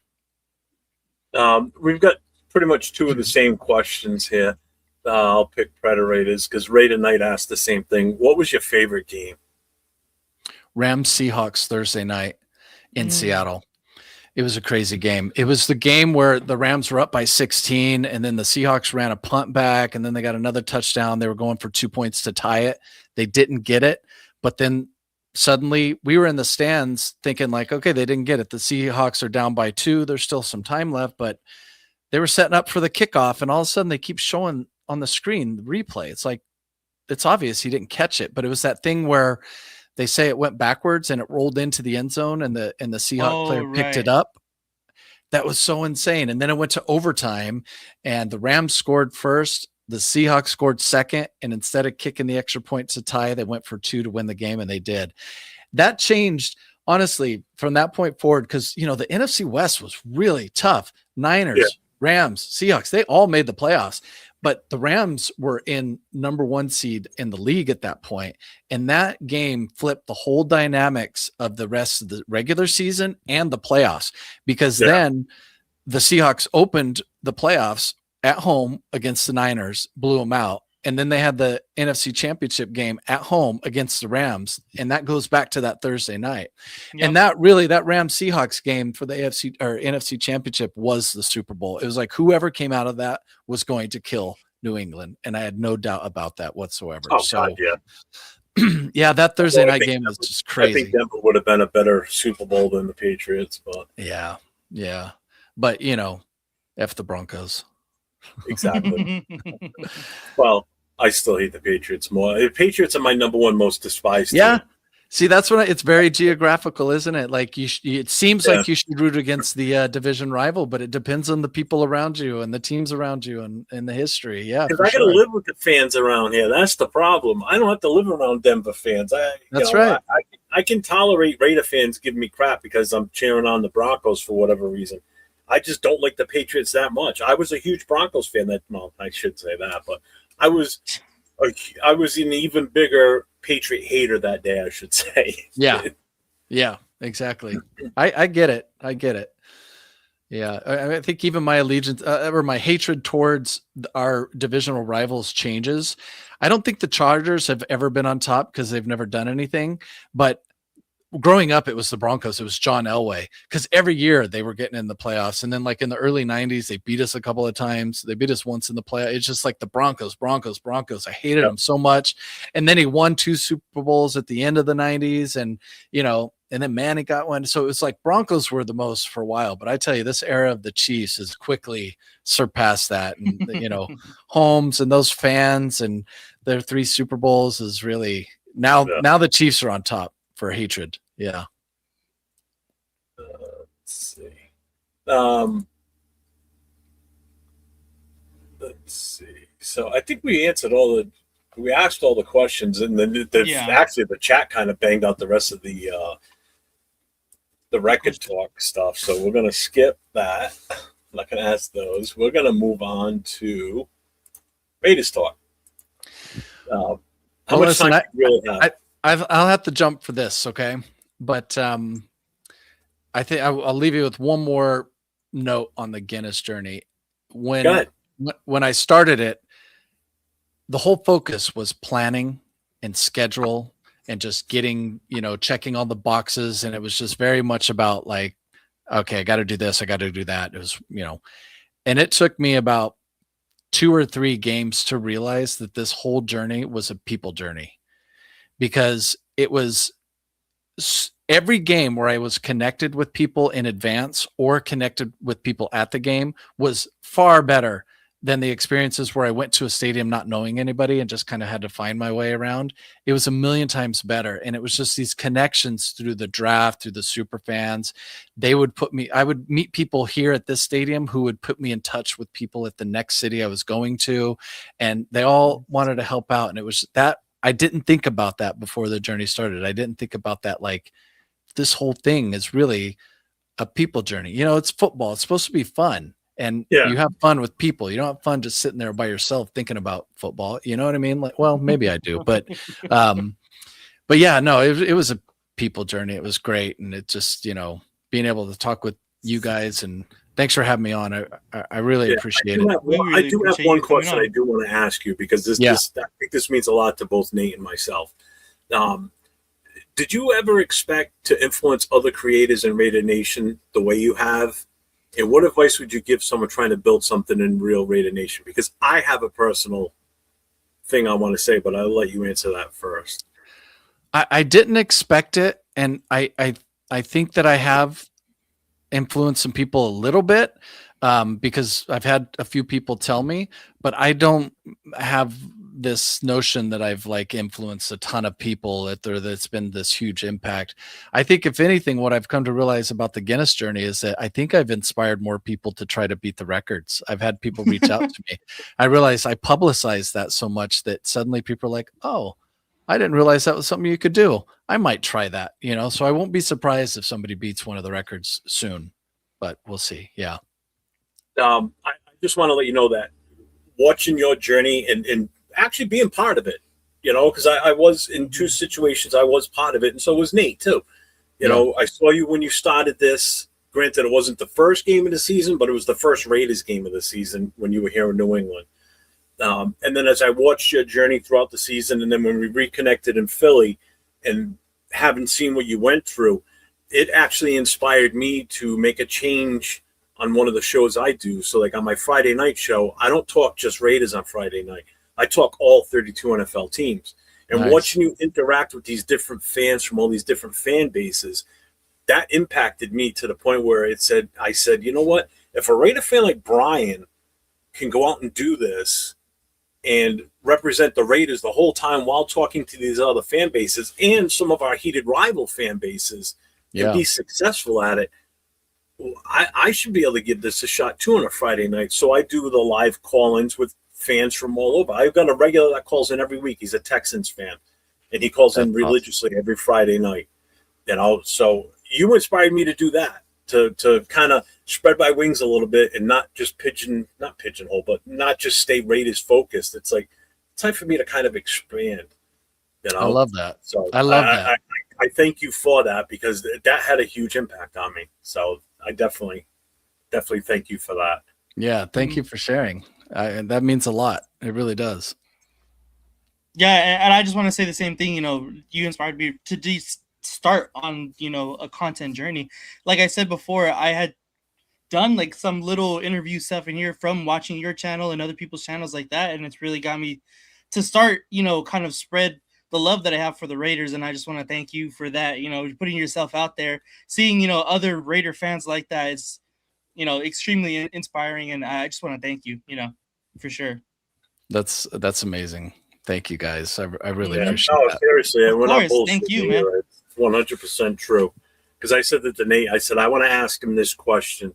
I said, because when he answers it, I want to give my take on it, because that's exactly how I look at what I did on Friday night. Was I took a cue from you, and I saw how successful you were with it. I'm like, even if I just a fraction of that, it's success in my book. So again, thank you.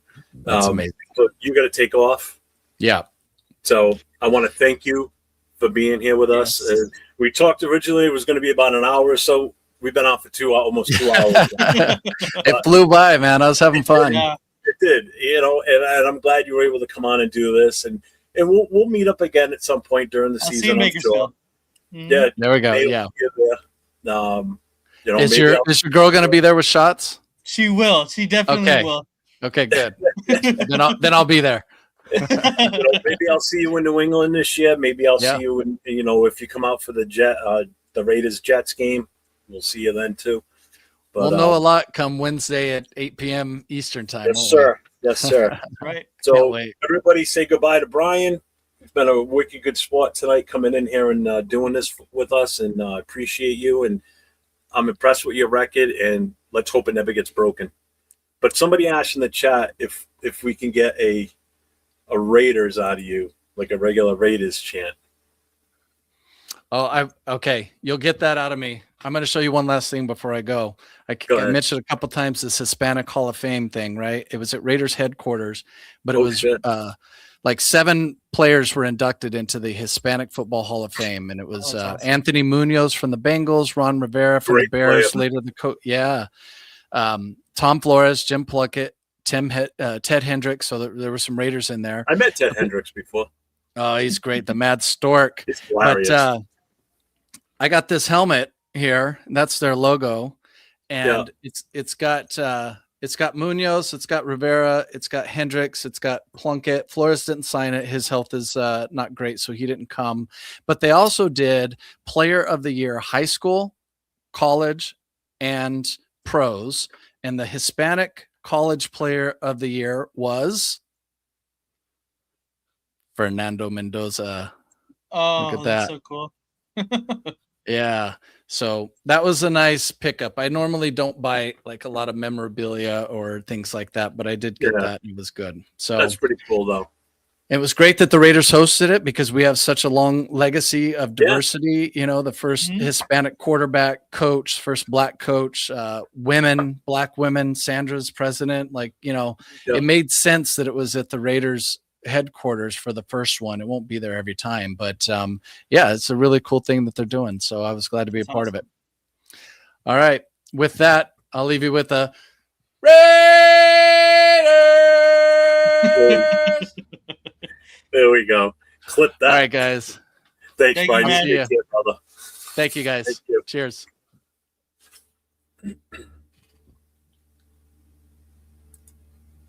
Wow. That was you happy there, Mr. Furpo? That was damn, that was a great interview, man. Jesus Christ. I don't even know where to go from here now. Damn. That was awesome. That was really cool. Yeah. I started 9:00 Eastern on Fridays. Man, that was an awesome interview. I don't even know what to say. He answered all the questions with such in-depth context. It was just like, it was beautiful. You know, because I've seen some interviews where you're asking a personal question, and I'm like, yeah, it was okay. and then they just go on. You know, I mean, Brian's got a story to tell. You know, and yeah, obviously did it. I mean, what a year he had. God damn. Yeah, what a year. That was that was awesome. So let's well, what am I missing? Because I'm so far behind on the chat. What's up? What's up, Will? Yeah, Will, all the way at the end. What's good, fam? That's just so funny. Federation, you've been watching the whole time. It's been great. So we ready for the surprise? Yes, I think everyone is waiting with anticipation. All right, so I'm going to for the surprise. They don't know what was coming. Yep. So we're going to put this in the chat, and we're going to put this there because we have merchandise dropping for our show. We have the Raiders Coast2Coast official snapback hat and t-shirt, and we're doing it as a special bundle right now. Okay, so $49.99 gets you both the shirt and the hat as a bundle. You can buy them separately, but it's going to cost you about an extra $10 if you buy them. If you buy them like the hat and then buy them as the combo, you get them cheaper. So just so you see it, here's the hat.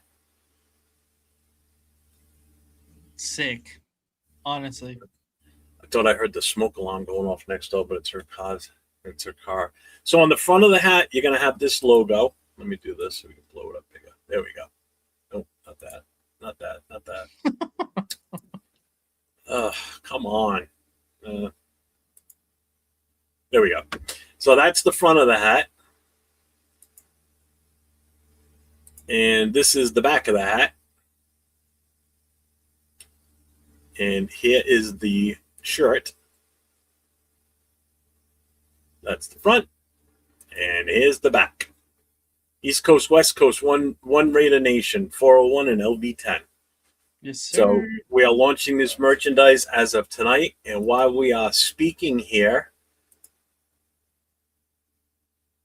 I am putting it public on the store. And then I will post the links in a second. Let's see, here's the bundle. And the bundle is now public. And here is the link. That's the link for the store. It's all under the 401 store, but it is going towards Nate and I to cover expenses and such. So this is official merch launch, and we're doing this bundle for a week. So by the end of the show next Thursday, this is a 1 week only for we're doing the bundle. So if you want to get these, get them now. Okay? Save your money. Save you some money on getting the bundle versus buying them separately after the bundle ends. Remember That's that. right. Yeah, we got to go back to this. Boom, there we go. So that is the new merchandise. And they are now all open and available. Sizes go up to 5X for some of us heftier people. And who knows? We may have other drops coming along soon, too, for our brand, for our Thursday night show. That's right. So, but so what did anybody say in here? Let's see. Double surprise in the live. Yep. Oh my God. Let's get back to your Broncos comment, Jeff. No, let's not. I need the hat and shirt signed by both of you. We could do that. Next time we meet up, I'll autograph it.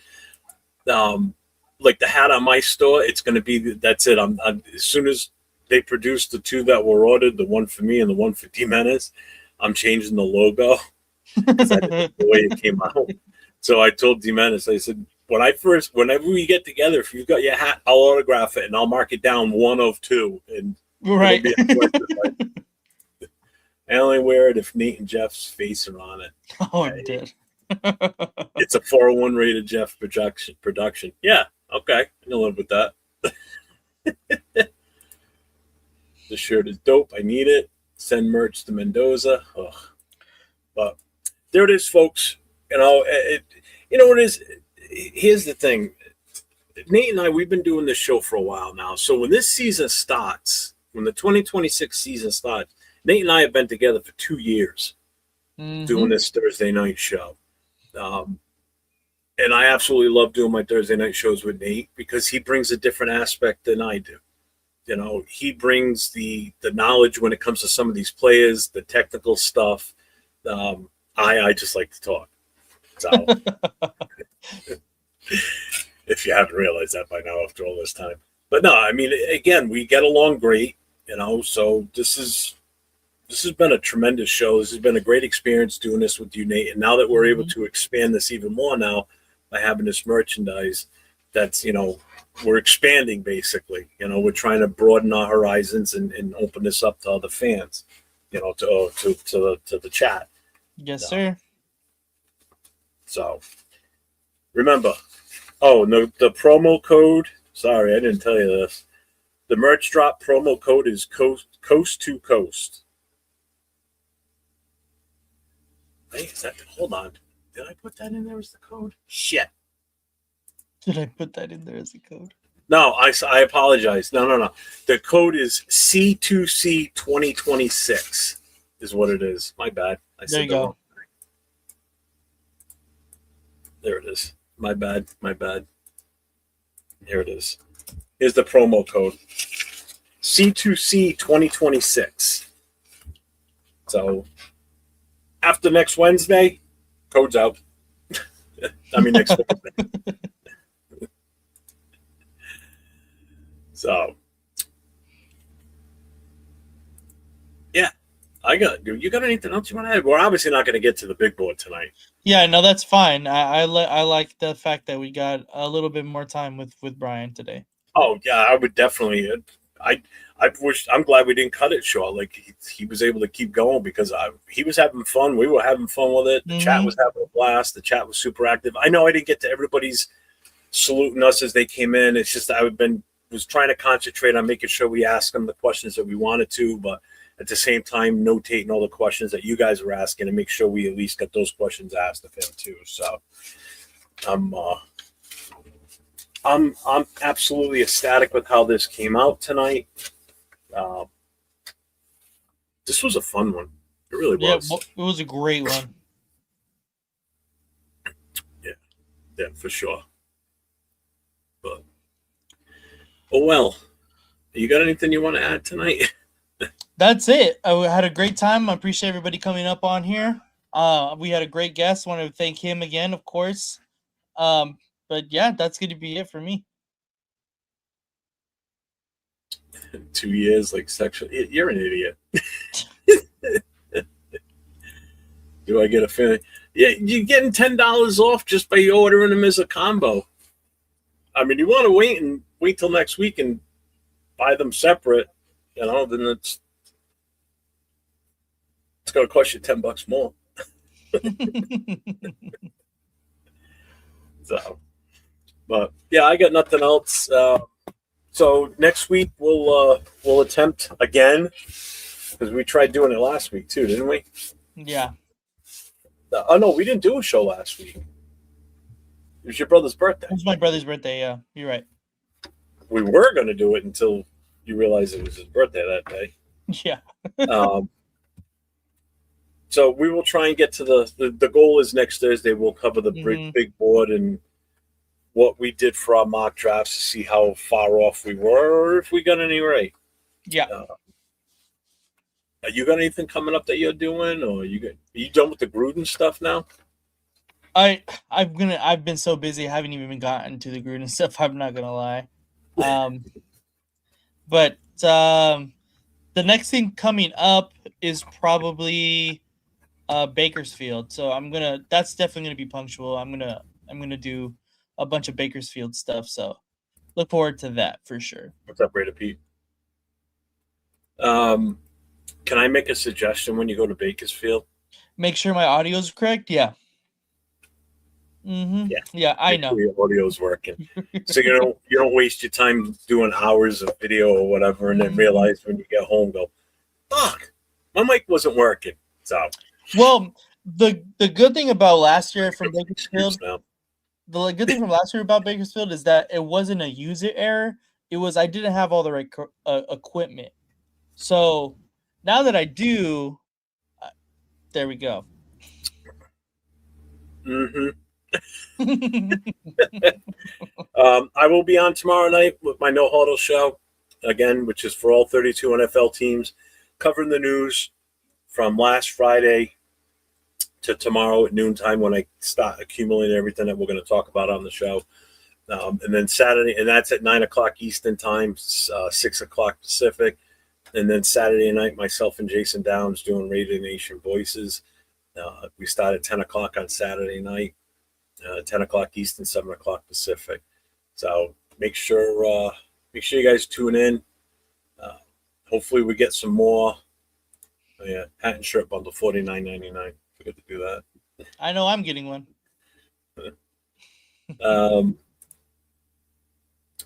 So you got any final thoughts on tonight, or any other questions? Or no, I think I'm all good. Yeah. All right. Just double check this. I just want to make sure I don't forget anything. I think I covered everything.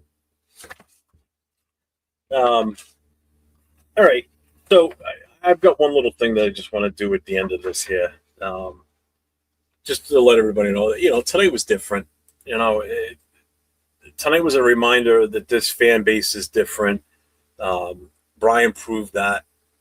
Every city, every station, every mile, stadium, not station, every mile, his commitment to doing this, breaking this record. I mean, again, I said it earlier in the show that was like his personal commitment to excellence. He committed to it and he excelled at it. So that's his commitment to excellence. That's Raider Nation. He is Raider Nation. And now we need the team to match that energy is what we're hoping for. If the team can do a quarter or just a fraction of the persistence that he had getting through that record last year, we could possibly be somewhat successful.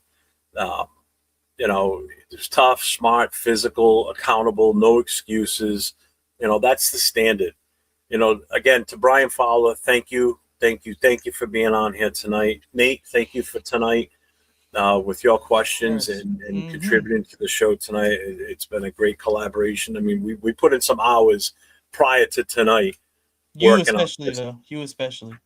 Yeah, but still, I mean, we sat in the studio last night for a couple hours going over the questions, which ones we liked, which ones we didn't want to ask. I mean, that took some time. I mean, it's time consuming.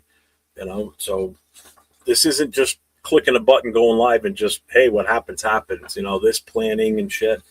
So don't forget, on your way out tonight, hit that thumbs up, hit the subscribe, punch the notification bell right in the face, and as I always say, everybody, stay safe and go Raiders.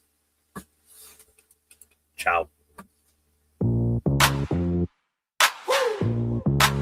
From the tailgate smoke to the late night post, best cash in the game. Raiders Coast2Coast. Click that play, let it roll. Silver, black in my soul, got 401. Righty to Jeff, breaking plays, taking notes. That chef, film on loop, he's stacking stats, calling out schemes, exposing gaps. When the line holds, when it don't, he said what they scared to quote. Raiders coast to coast, that's the show I trust the most. From a bay down to that post, we riding. Raiders coast to coast, if you bleed that silver ghost, hit subscribe and raise a toast. We riding. LV, Raider 10, bring that flame. Live from the desert, loving this game. Stories from the stands, from the strip. Heart in the huddle every trip. They debated, never fake it. Caught a draft pick, celebrated when the shield shine bright on screen. You can hear the whole fan base scream. Let's go! Let's go. Raiders coast to coast. That's the show I trust the most. From the bay down to that post, we riding, we riding. Raiders coast to coast. If you bleed that silver ghost, then subscribe and raise a toast. We riding, we riding. Put the whole Coliseum to the lights where we see them YouTube on. That's the spot for the real talk. Real plot forward, rid of Jeff, LV with rid of 10. Run it back, run it back, run it back. Play that episode again. Raiders coast to coast. It's the show I trust the most. From the bay down to that post, we riding, we riding. Raiders coast to coast. If you bleed that silver ghost, then subscribe and raise a toast. We riding, we riding.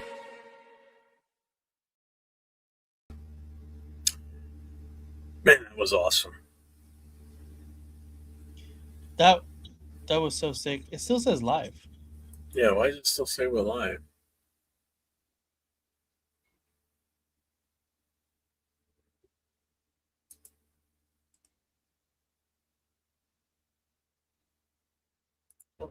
Are we still live?